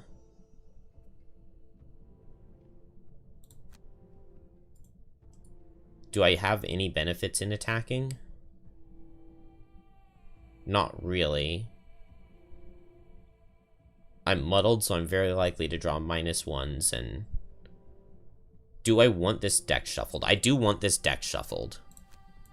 So I'll attack here, because it makes it more likely that my deck gets shuffled. And yeah. And now I move here. And Geminate tanks these 2 solo hits.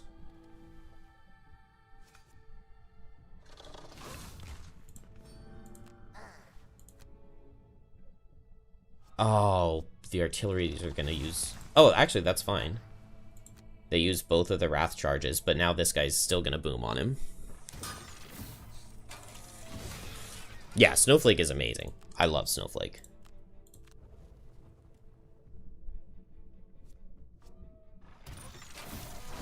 Alright, now I just need to get these characters over to this side, where the artillery down at the bottom can't see. And this is, like, the most GG position for this level I've seen in a long time. Because literally just standing in these hexes, these artilleries never hit my characters. And there's one guy. There's one guy. Although, we're only on round 5.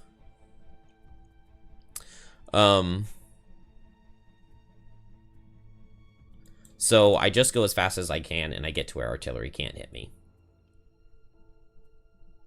And I'll set poison with decaying, set leaf with decaying will so that I can heal somebody nice with fell remedy next turn. Do I long rest here? I think I long rest here. If he booms me, that's really annoying. I play crosswinds because then if he does boom, I can grant movement. Crosswinds is really, really nice here because if the artilleries are super fast, I can move with my bottom and use crosswinds to move Boneshaper out of the way so the artilleries don't see either of us. And if he's booming again, I can use crosswinds to move Geminate out of the way so that Geminate doesn't get boomed. It is boom.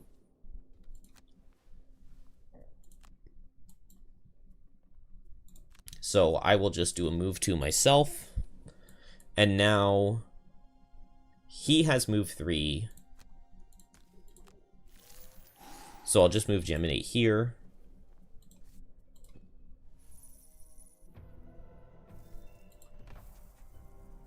Oh, Raging Corpse runs that way.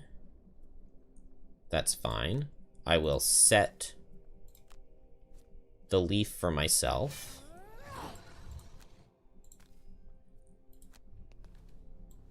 One, two, three. Okay. Perfect.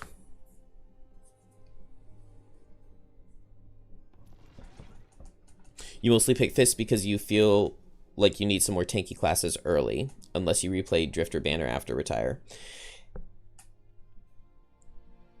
Yeah, I'm shocked at how well this has gone without tanky classes. I mean, I keep defaulting to Geminate losing cards, but it's working, so...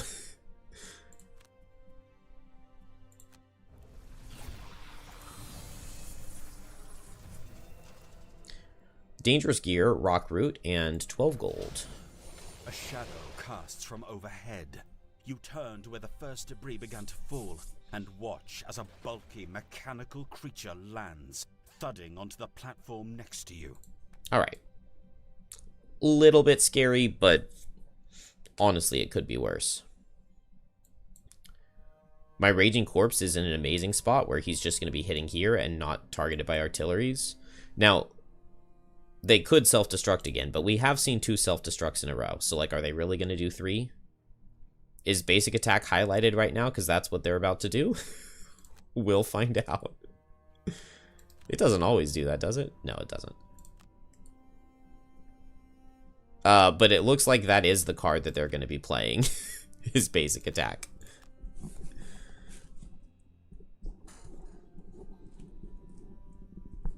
Oh yeah, the game is really good.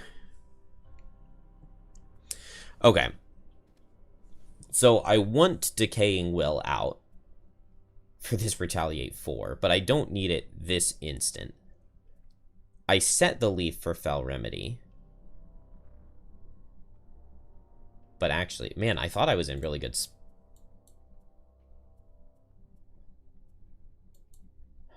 I'm no longer convinced that this is really good. 1, 2, 3, 4, 5. Okay.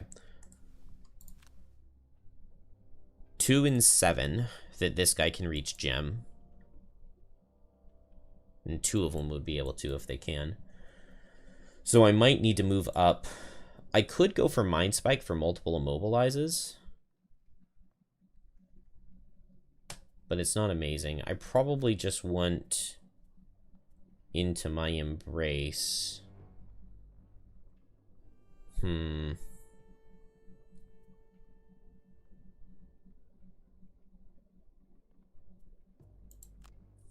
so suffocated. I'm gonna play Dragonfly Surge just because there's some possibilities it maybe opens up.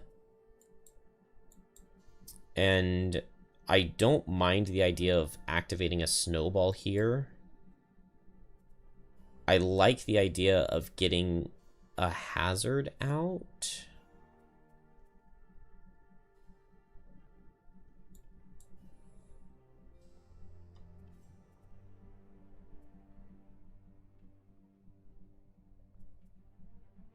Well, this Blade Spinner potentially could be doing something really annoying. So maybe I want to lifting gust him and push him all the way away.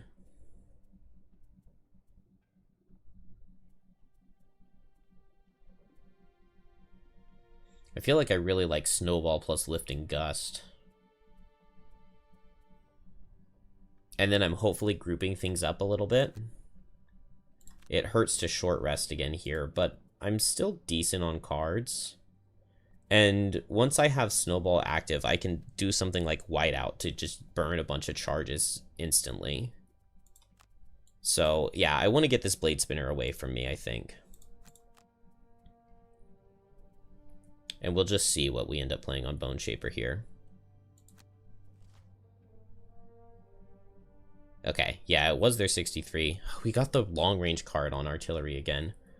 It's just suffer 1 on blade spinner.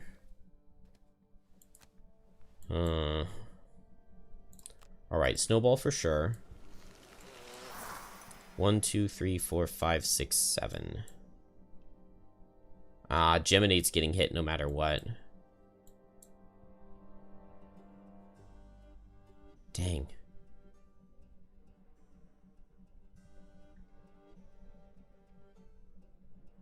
Oh, but maybe not by this guy. Okay, only by the normal. Okay, if I go here, it's only the normal. That's fine. This guy has a lot of movement, which actually means I think I target this one.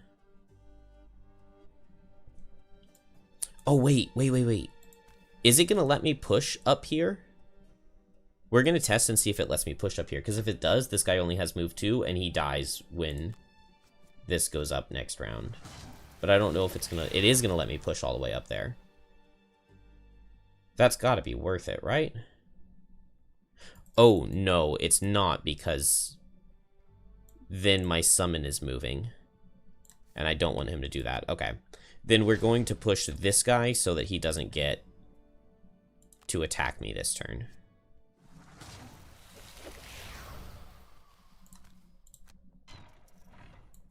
Because the blade spinner was going to get to come all the way back anyway. So I don't see much point in hitting him. Nothing has died, but I think I just take the heal 1. I put this skeleton here. Oh. Then this guy's gonna reach.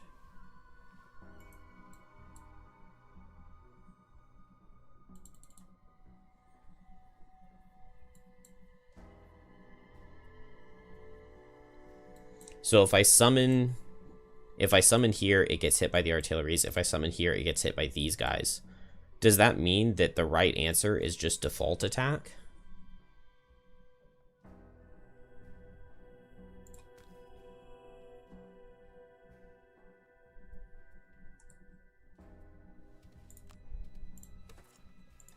Rolling Boneshaper heal? No, but a +2. So this guy will hit my skeleton, this guy will hit Boneshaper, this guy will make us suffer 1. These guys don't reach anybody. Ooh. So Gem could kill this guy. And if Gem kills this guy, then this guy hits the summon. And he only kills with crit. I'm only wasting 1 point of damage. But I'm saving an attack 3 on Boneshaper. So that feels worth it to me. I step here, so I only get hit by the normal. And I'll go ahead and place the dangerous gear here. So that these guys start running down this way. And I should be able to proc that easily with Snowflake.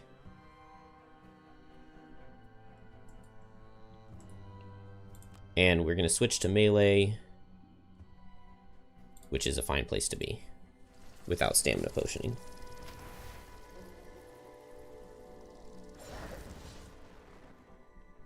Is the Unearthed Horde growing on me? I don't know if I would say... I've always liked it.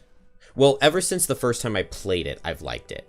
Oh, the Elite does get to hit me there. Dang it. Alright, I'm going to lose a card to 4 damage because I don't have very much health. I would love to keep this loot card, but probably not realistic.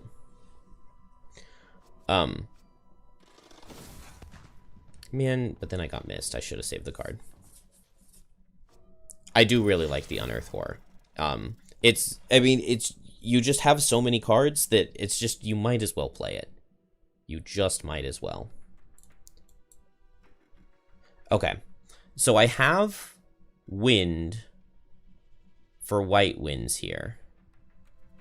Can I do a white winds? Can I use Enticing Breeze to make white winds good? Not really with hitting the Blade Spinner, I don't think.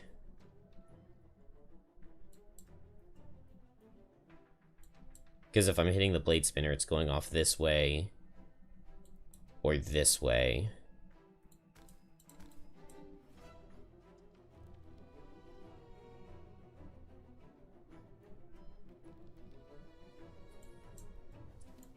But, okay, so I could pull this guy down. I could pull this guy in. I could pull this guy down, right? That's closer, that's closer, that's closer. And so then I could go here, here. Well, I don't even need to pull these guys.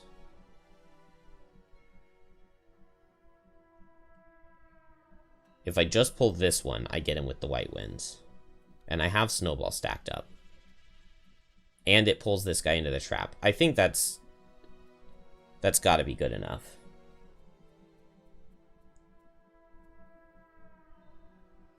Yeah, if I had Blizzard, I could use Blizzard Bottom to push this guy away, and then I could hit the Blade Spinner, which would be better. But it's okay. Pull this guy down. Hit them.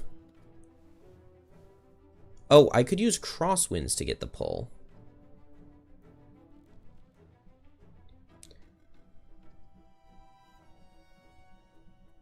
That's alright.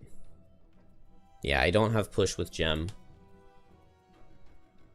that is usable. I have my amulet, right? I do have my amulet. So I could go ahead and attack and poison, but that's... Yeah, I just don't want to hit this. This is actually not...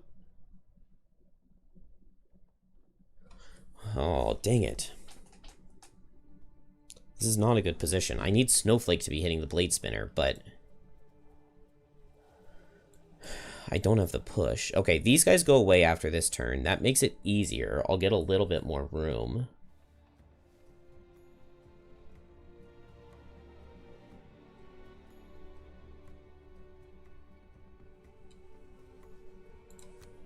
Let's...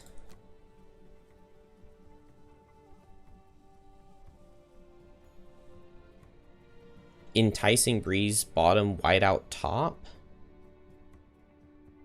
And my goal is to go after everything and position everything in the most advantageous spots for me. No. Let's white out fast.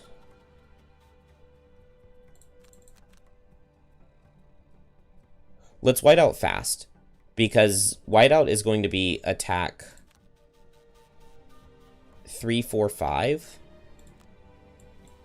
And so 3, 4, 5, I can hit like here, here, here, and step this guy into the trap. Am I going to take Retaliate? I guess I would take Retaliate, wouldn't I? In that case, I would love to step away and then do it. 1, 2, 3, 4, 5. Do I have a move 3?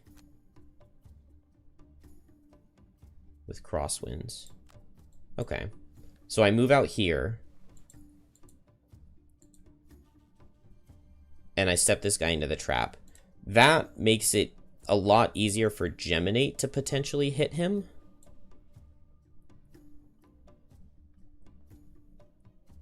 Or maybe I'm going for Mandible Storm into these guys. There's no time to Hornbeetle Carapace anything. I could, like, Venomous Barbs, Icebound Quills, and try to kill the Blade Spinner.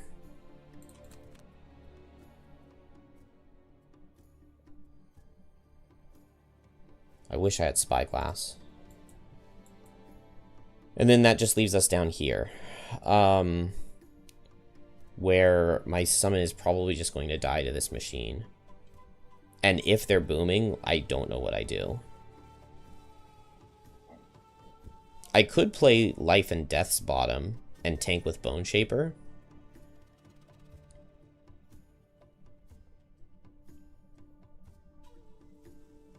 I would love to get a bunch of summons up with Decaying Will up, but I'm low on cards now. I really want to save the Raging Corpse.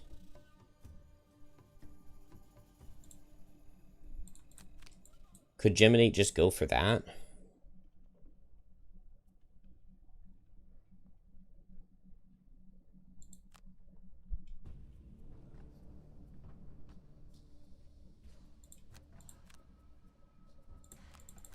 Oh, I can't drag down because that would switch me to range.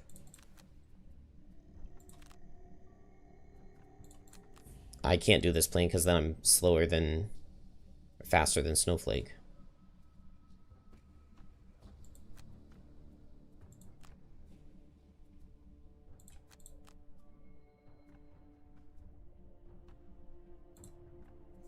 Alright, it's gotta be short rest, I think.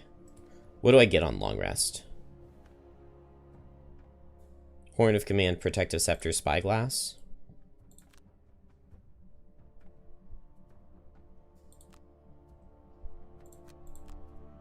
Short rest. Decaying Will. I'll keep it. Losing one skeleton is fine. I think it's Flow of the Black River because it could be this guy's Standstill card.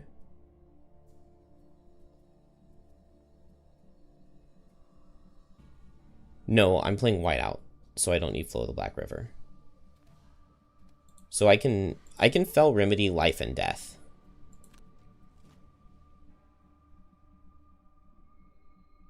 Shielding Blade Spinner. Okay, with Hasty Assault.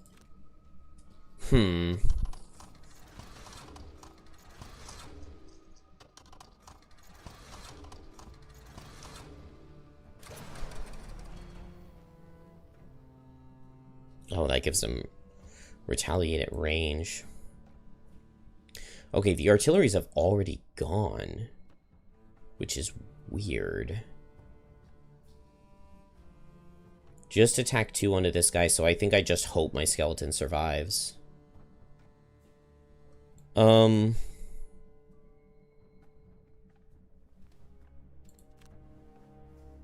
Is there anything useful with this pull? I don't think so.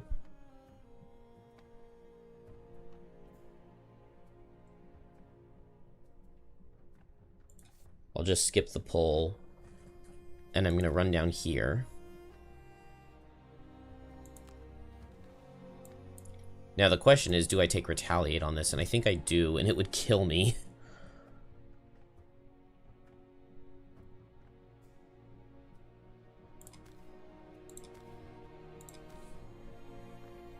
I think I'm going to target this way.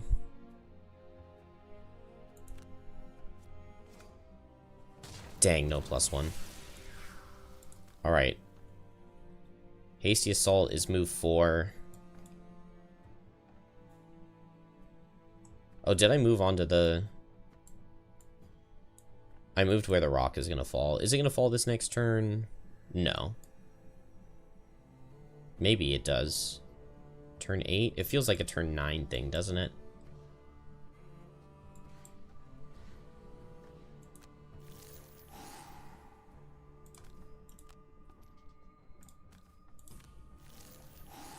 If only I had slightly more hazards placed.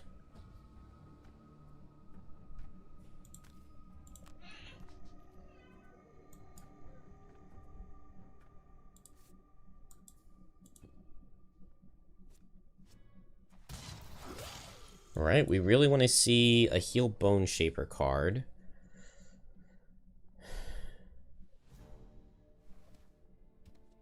Do I activate Life and Death? I'm just so low, I feel like I have to. And then if I heal this guy, he's super likely to survive. Now the problem is, this guy sees 1, 2. This guy sees 1, 2, 3. If they just go and hit there, I'm in a lot of trouble.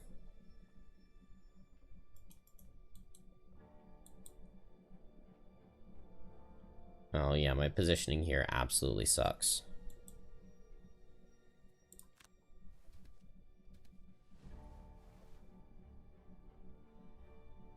Man, that retaliate range card was just not a nice thing to see. Hopefully Snowflake survives. I don't know what else to do. I can't even hit this guy and disarm him because of the retaliate card.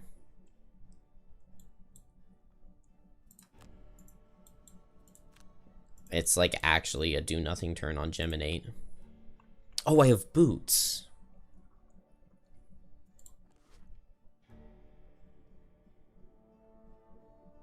So I could get up to here. I could get over here, but then Snowflake still tanks. If I get up to here, I tank everything with Gem.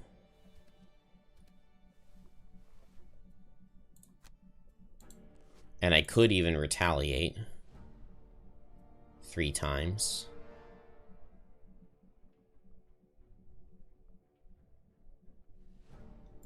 I need to figure out what exactly the winning condition is.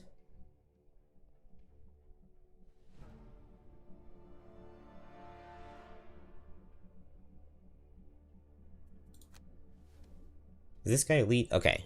The elites are 18 health for retaliate. That's good to know. We really, really, really need Boneshaper to get 1, 2, 3, 4, 5, 6, 7 cards lost. At most, I could have 2 summons, but if I activate Decaying Will, that's literally no turns. Do I have any granted attacks? I think I can't afford to do Life and Death. I think I'm going to go back and not do Life and Death. That also allows me to move this turn.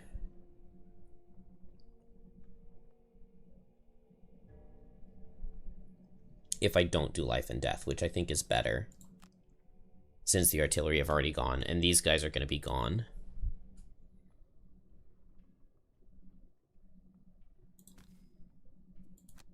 So let's come down here. Let's heal Geminate. And come down here. And now Geminate. Oh, I was thinking I could disarm this guy, but then it's Snowflakes that's the focus, and I don't want that.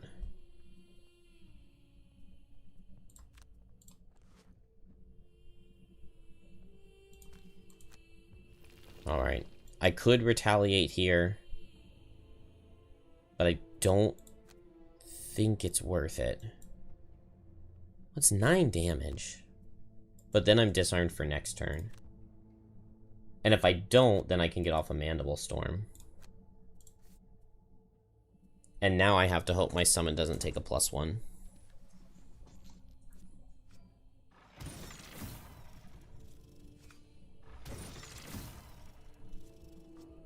Oh, -2.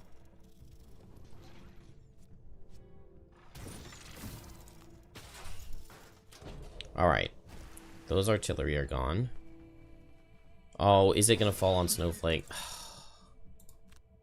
I should have gone back and gone to the hex below.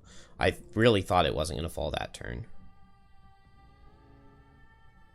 Dang it. Oh man, and here it fell on the 1 health guy.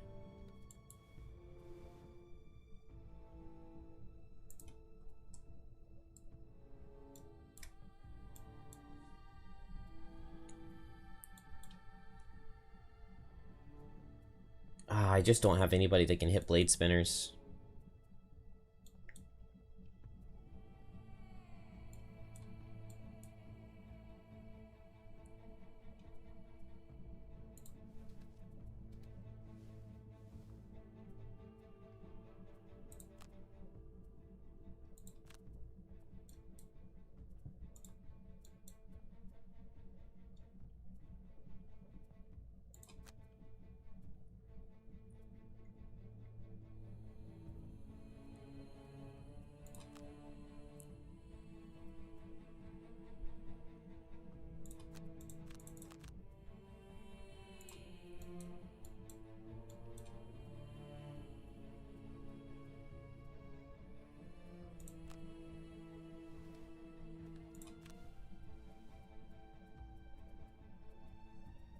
I have too much Geminate stuff not doing anything.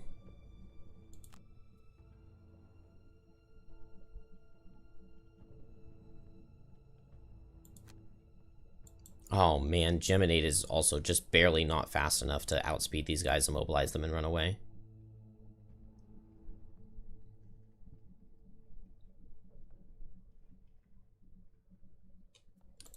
Okay. I healed Gem.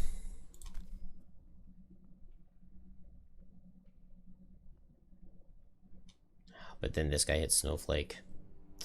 Oh, it's over.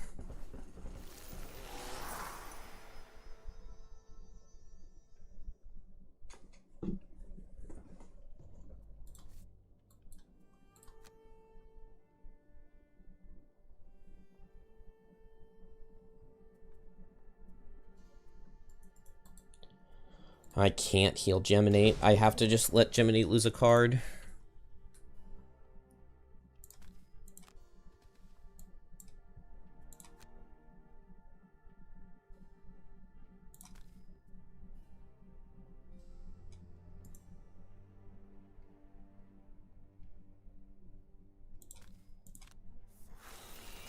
And I would love to strengthen it, but I can't.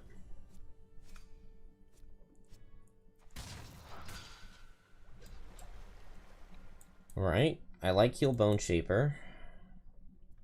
Do I have Spyglass here? No, I don't have Spyglass. Damn. I need a +2. I don't have my +2.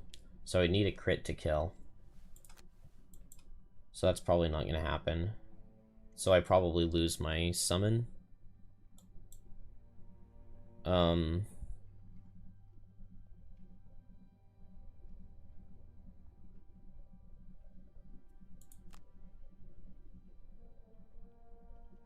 I can place this summon here. And I can move into the corner. And I can move this guy. Oh, but if I move him over here, he's going to hit the Blade Spinner and get retaliated on and die. But if I don't move him away from this guy, he dies to an attack this turn. Unless it's a minus. They just shuffled.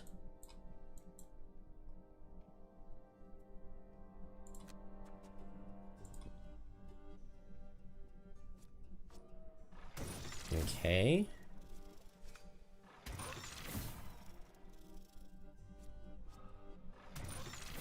Well, that one skeleton tanked pretty well for me. And now... Oh, make sure I hit as many guys as I can. Throw the bonus damage into the Blade Spinner and throw the wound into this guy. Lose Hornbeetle Carapace. Do I receive the muddle?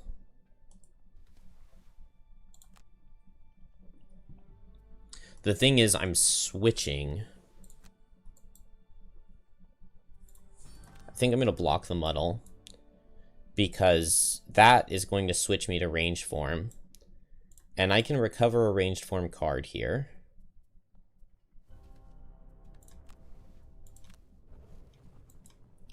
And I can move right here, and I can double attack these guys this next turn.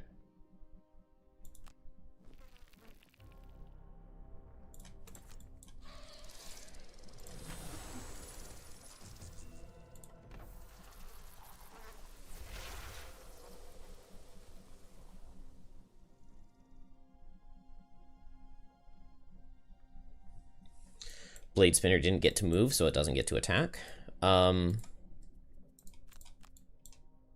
Now I have double attacks on these guys. They're the ones that are immobilized, so it feels kind of useless, but... And Snowflake short rests. I can heal up. And Lifting Gust. I push this guy through the trap and the hazard, and I push him all the way over here, and then my big guy hopefully runs 1-2.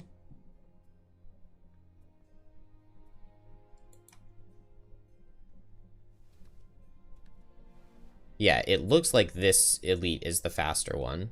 It looks like he's... Oh, wait. They added a thing to show, didn't they? Okay, can I not see standee number?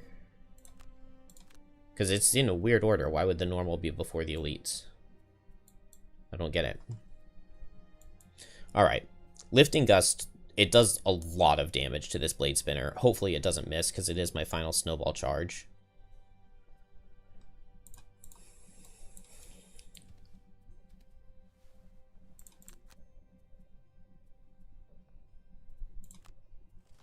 Self-destruct. As fine.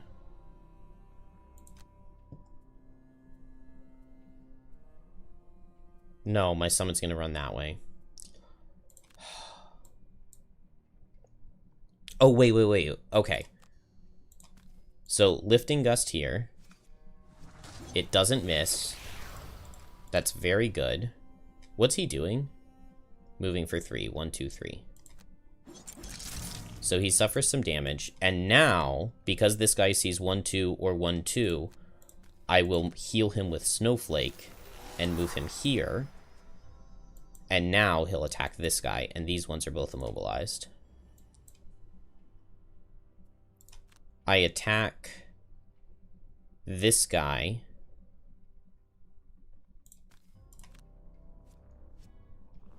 Ooh, push is so nice because he's the immobilized one. Or the wounded is what that's called.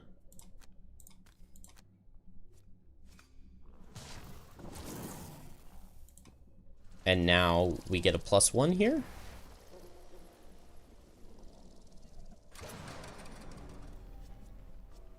-1. That's fine. Because I can attack with Decaying Will. And get a 0, which kills.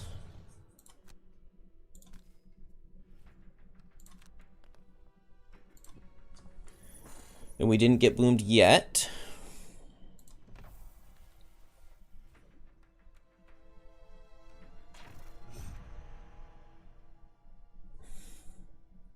Okay. It's winnable, I think. So the way it's going to be winnable, I need to get a nice line of hazards set up, I think. So that I will be able to push the new blade spinners through them. Once or twice. I mean, if my Lifting Gust is making them suffer 6, it's worth something. And I need to get Decaying Will out so that this summon survives.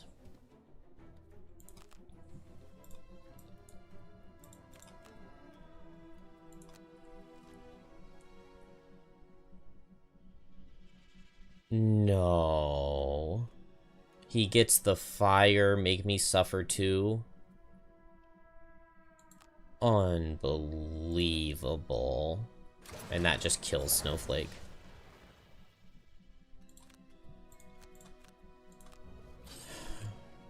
Well, I guess nothing I can do about that. This guy's just attacking for 1, so I think we just... Man, it's Hasty Assault, so that guy's gonna reach. They're being so annoying.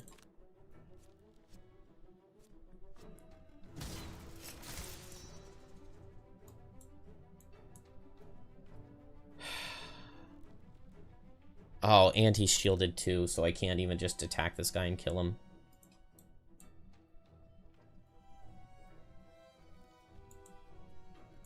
What can I do?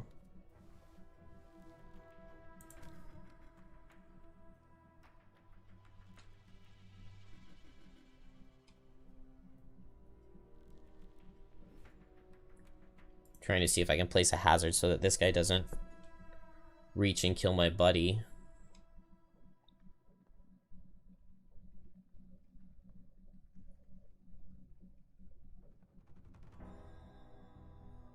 I guess if I put it here...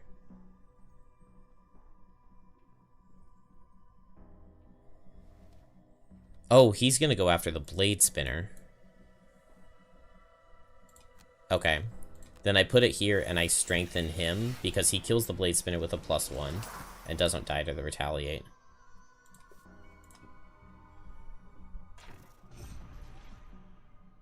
And this guy just hits Gem. Ah, minus would have been amazing because I would have kept the Regenerate.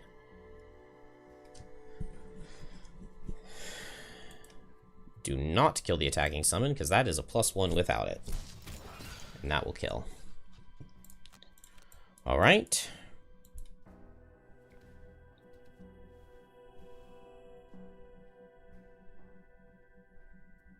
Man, I would love to keep Fell Remedy, but I don't know if I can.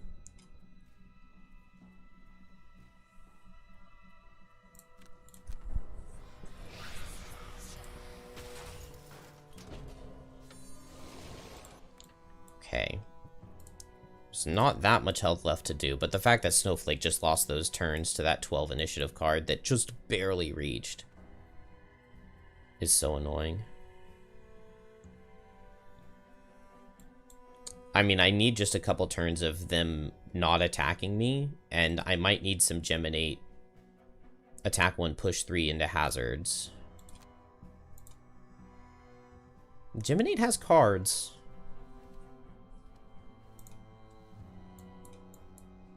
Unfortunately, I really need to kill this summon.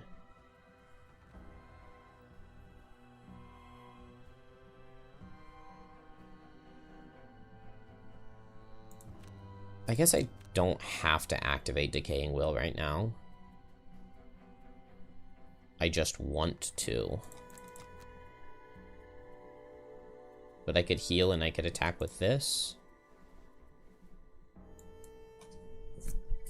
Or I could just finally get lucky and have it be the Signal Jam again. We haven't seen that in a long time. Okay, I want a long rest Geminate, but I think I just can't do it this rest. It's a lot of cards. And this opens up a lot of possibilities, because now I can just attack this guy and kill it. And now I can activate Decaying Will and heal with Fell Remedy. And then if we can just keep the Raging Corpse alive, it's very doable. So I just want to go fast and attack this thing and kill it.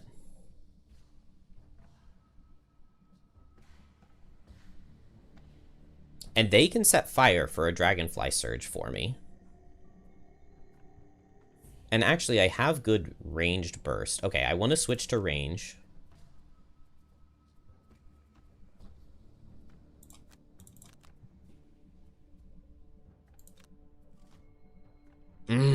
We really wanted a not attacking Blade Spinner card. They actually have a ton of them.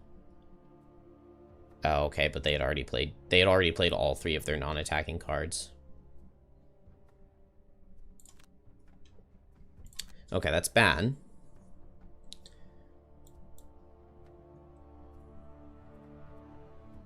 Move 1, attack 3.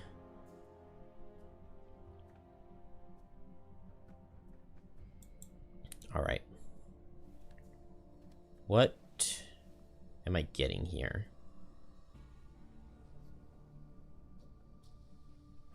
So, I think it's attack this guy and kill him.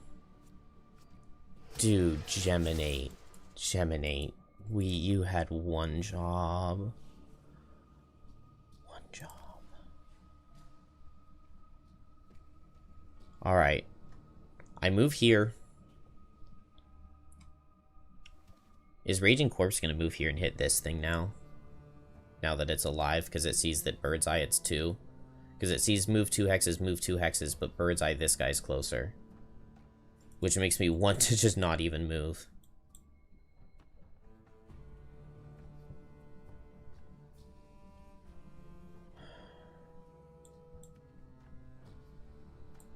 Because I want him to go hit this one. Oh, I guess if he comes down this way...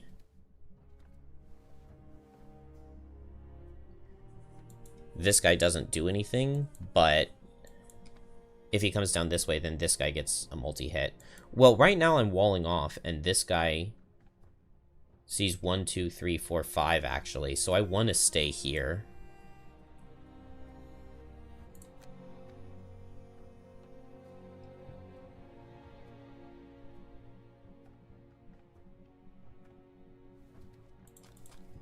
I want to stay here, and I want this guy to still be alive. Because if I'm standing here and this guy's dead, he comes this way. So if I go here, this guy hits both of us for 4.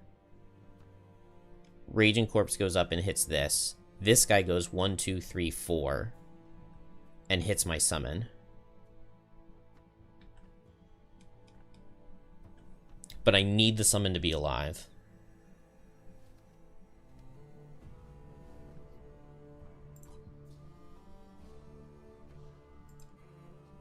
Okay, a lot of it just comes down to what modifier they end up pulling. I think I come this way. Man, that miss was devastating.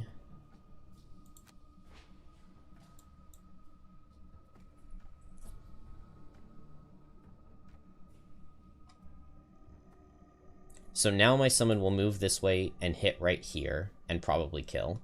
This guy hits the 2 of us, and I just have to hope Raging Corpse survives, which he very likely does. This guy hits here. This guy moves towards Gem. Gem loses a card to this guy, then double hits down here. I have Horn of Command.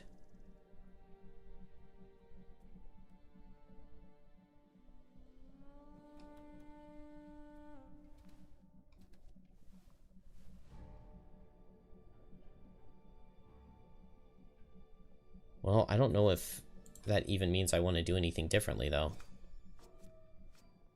Dude, we double missed this one guy. Twice in the same turn. Unbelievable. Unbelievable. Last turn, they get the 12-speed Suffer to make Snowflake not get a turn. And then this guy gets a plus. Oh.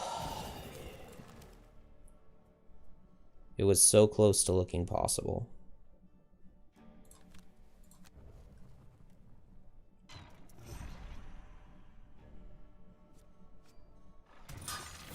Dude, this one guy involved in 3 misses in the turn.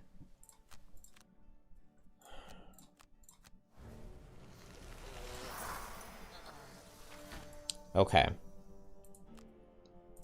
So now they have fire, so defensive blades would just end it.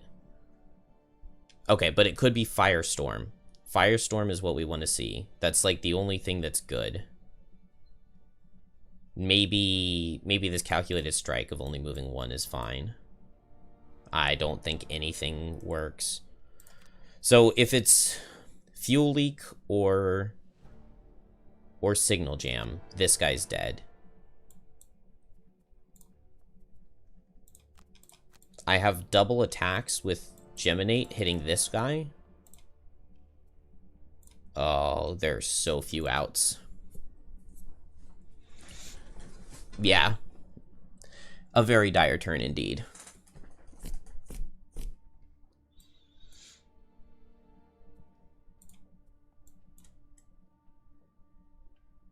It's just Snowflake having to lose those 2 cards to damage.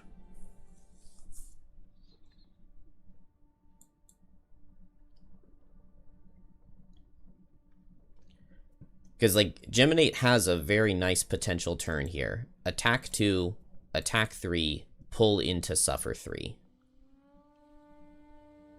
The summon can attack into here and not die.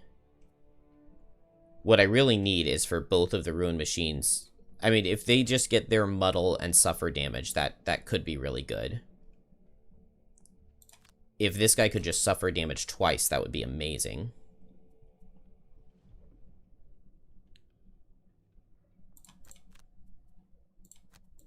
I could go for the Dragonfly Surge to use their fire to attack this guy with advantage. And I mean, I could, like, draw either of my crits. I have 2 crits.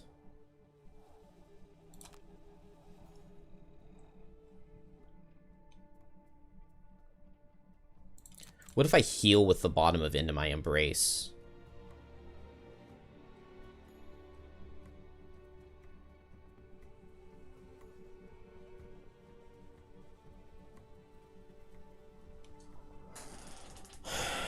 I could do that. Is that my best out?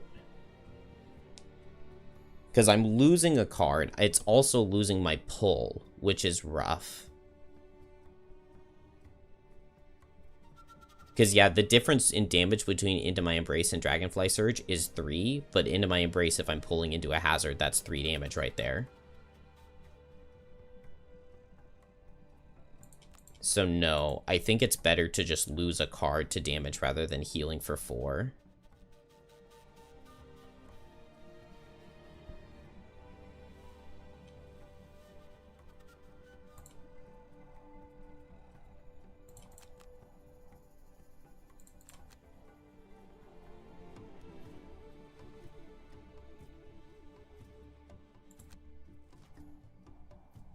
Oh, it is that calculated strike. It's not a machine suffer.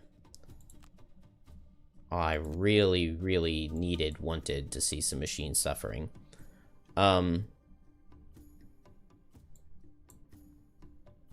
there are plays here. There are plays to be made here.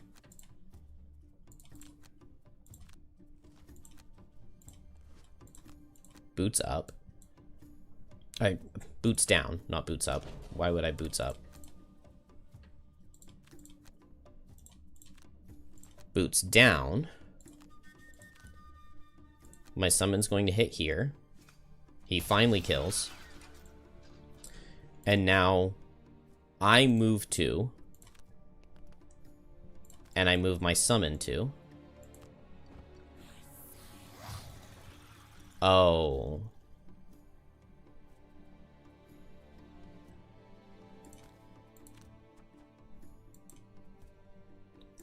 I attack for 2 here.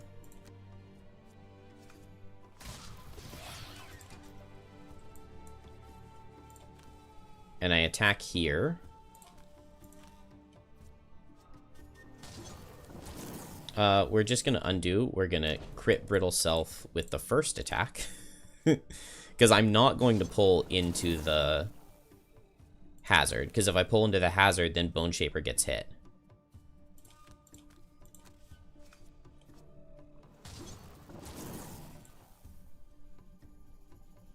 So I dealt damage there. Geminate's going to lose a card to damage, but I was always planning to lose a card to damage.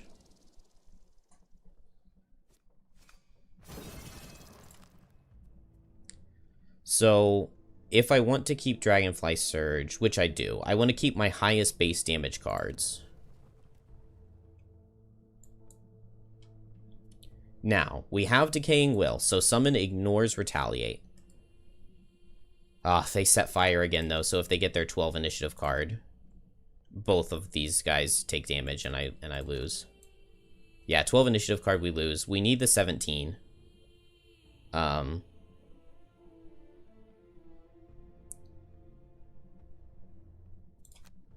Flame Jets, we would also lose. Most of their cards we lose, but maybe, like, Hasty Assault is okay. Maybe Heated Swipe is okay. Maybe Calculated Strike is okay. It's like a 50-50. Okay, so I should be in melee now. Oh, do I only have 2 melee cards? And I have no melee switches. So if I suffer a damage to lose the other card... Oh, yeah, I definitely want to lose Venomous Barbs instead. Okay.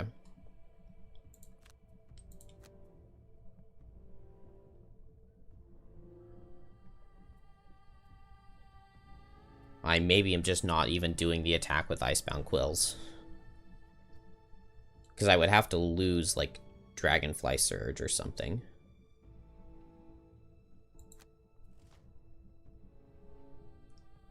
Okay, Flame Jets just means no long rest on Boneshaper.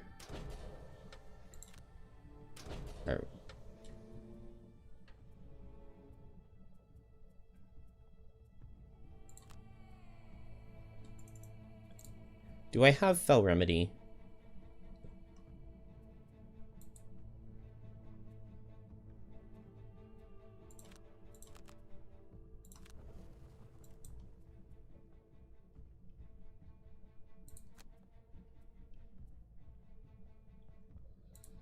So I could Fell Remedy to heal up Gem, and then Gem can long rest here, which means that I get the heal.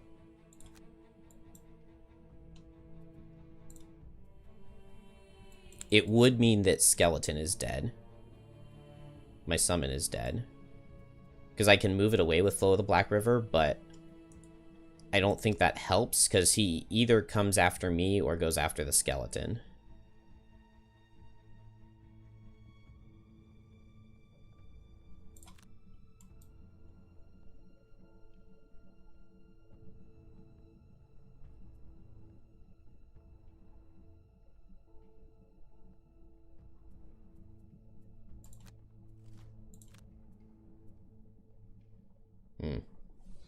I mean, it feels like this is one of my better outs. Crit skeleton? Kill self +4? Oh, crit? Okay. I like it. And we got a heal on Boneshaper. We healed Gem. And we move Boneshaper out of range of any of the Suffer. We lose the summon.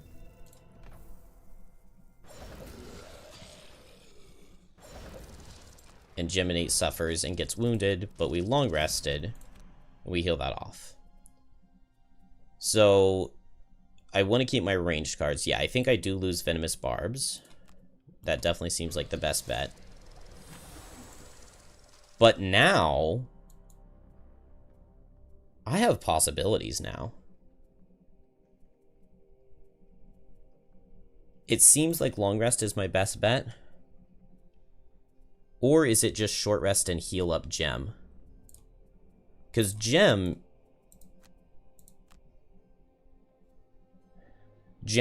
attacks and pulls this guy and kills him.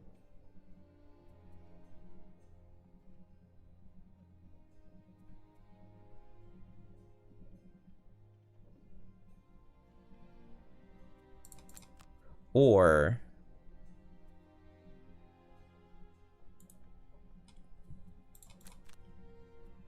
wait. This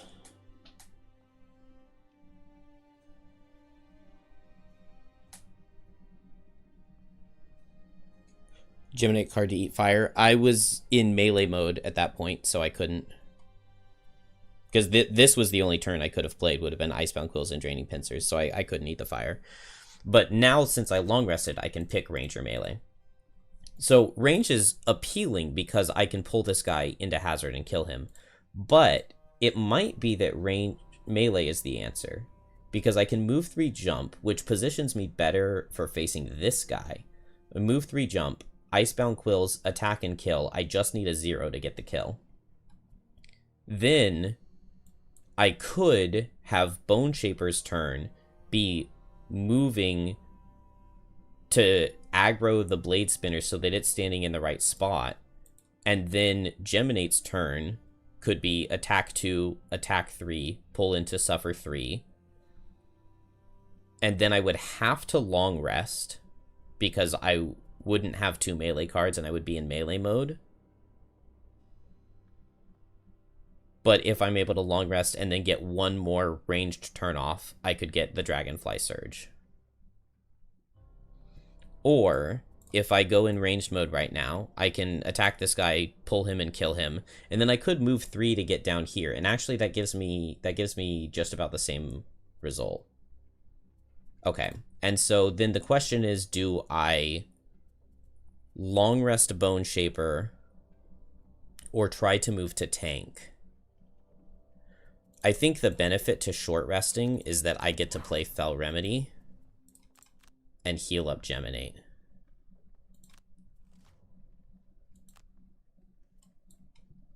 Okay. This attack needs to kill. It does. And then now, so I could go here, and then Boneshaper could move here, and then this guy goes here. He attacks Boneshaper and kills.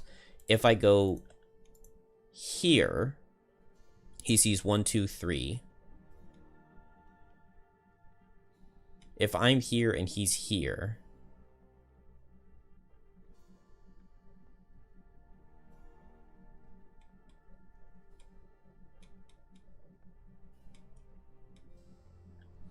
Actually, if I'm here, he sees 1, 2, 3, 4 to get to me, and 1, 2, 3 to get to Boneshaper, and 1, 2, 3. So he would target Boneshaper.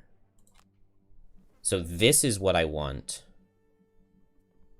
Do I save the Amulet of Life, or do I use it now? I think I use it now.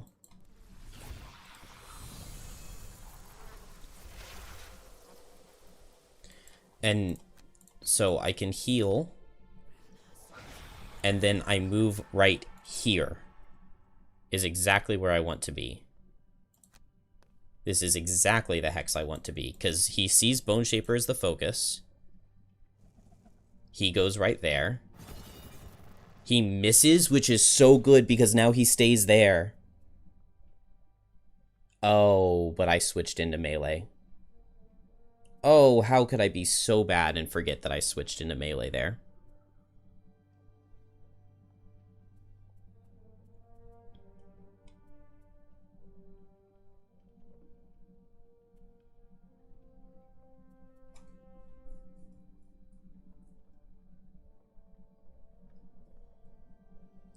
So, I could long rest to Geminate right now. Blade Spinner's guaranteed to stay here just to hit the Boneshaper. If I long rest Geminate right now, then I lose either Mind Spike or Into My Embrace. I lose Into My Embrace. And then my turn is I Mind Spike Dragonfly Surge, and I hit him for 2, and I hit him for 6, and I switch to melee mode. And then in melee mode the next turn, I hit him with Icebound Quills. And so I hit for 2, 6, and 6. And I just need to deal 13. I think that's my best bet. I'm also going to get to heal up. So as long as I don't miss...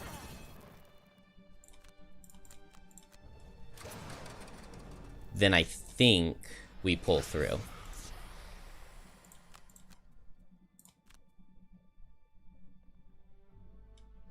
Is there any...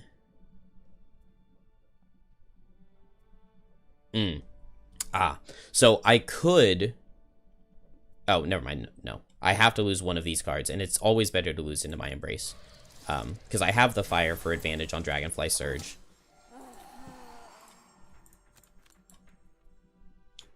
He doesn't have a fast move card. His fast shield card would be so devastating right now. Oh, it's only shield 1. Good. That's a very beautiful card to see. Attack with advantage. Draw crit on my attack 6 with advantage. Rolling. Huge.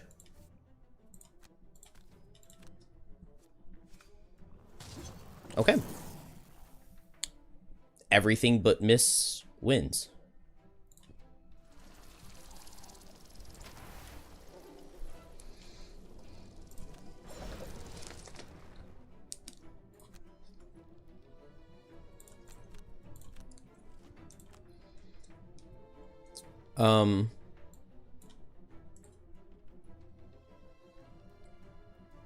Do I get any extra outs if I default attack for 2?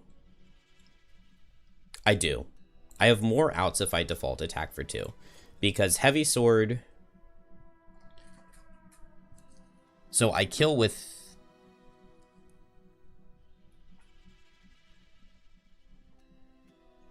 Yeah, so, okay. It's always better for me to default attack for 2 here. Because I can shield and retaliate, and he's melee attacking me. So he will take 1 damage from that. And so now if I pull -1 on my attack for 2, he'll have 1 health left, and he dies to the retaliate. So -1 he dies. The only place he doesn't die is miss, which is the same it was for Icebound Quills, but Icebound Quills would be a loss, whereas this way, even if I miss, as long as I survive his attack, which I survive as long as he doesn't crit, then I get 1 more chance to attack him for 2 next turn, and it didn't matter. I should have attacked for 2 first before shielding. Because now I can move and pick up loot. And we got there.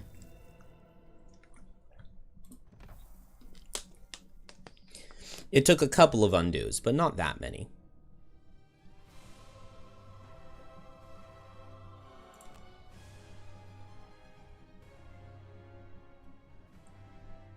And we've now picked up 2 of our 5 herbs.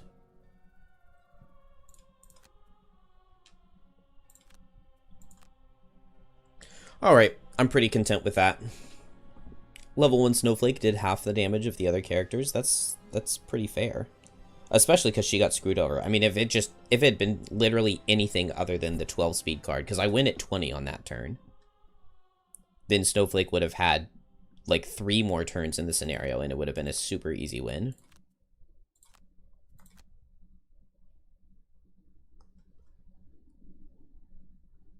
Alright, well, I said in the title that I was going to look at Mind Thief, but it is way too late. I'm super tired. So we'll do that tomorrow. Maybe we'll start with it rather than playing levels, but...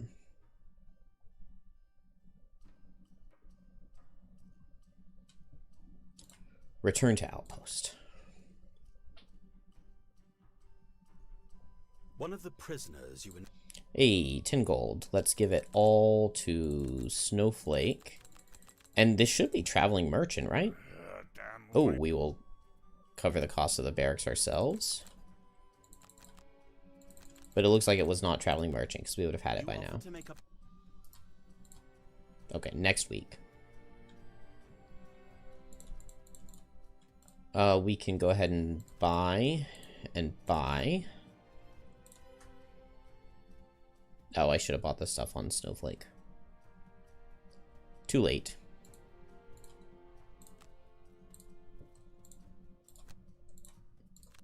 Maybe we'll just play with Deathwalker too. We'll just play 4-man, and that way...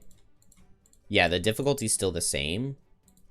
It still goes down by adding the Snowflake, and that way I have the Dark for Geminate. And also Deathwalker was still progressing her retirement even while not in. So yeah, I think I'll just play 4-man.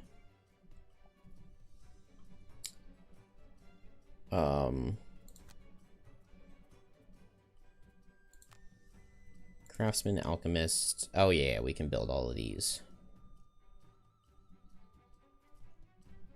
Alright, let's go ahead and get the mining camp.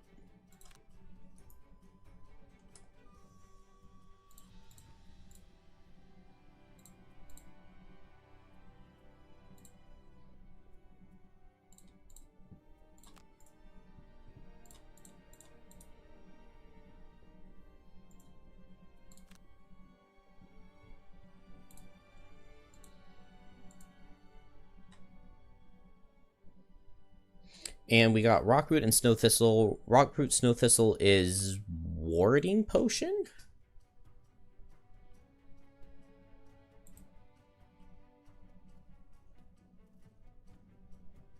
I'm not sure.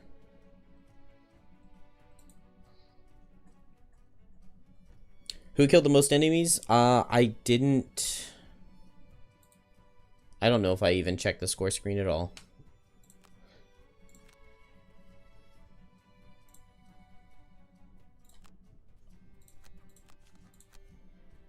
But we can check.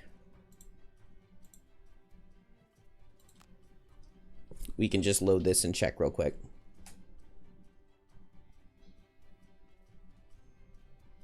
It's probably definitely not Snowflake. I mean, she definitely did the least damage. Geminate and Boneshaper were very even on their damage dealt.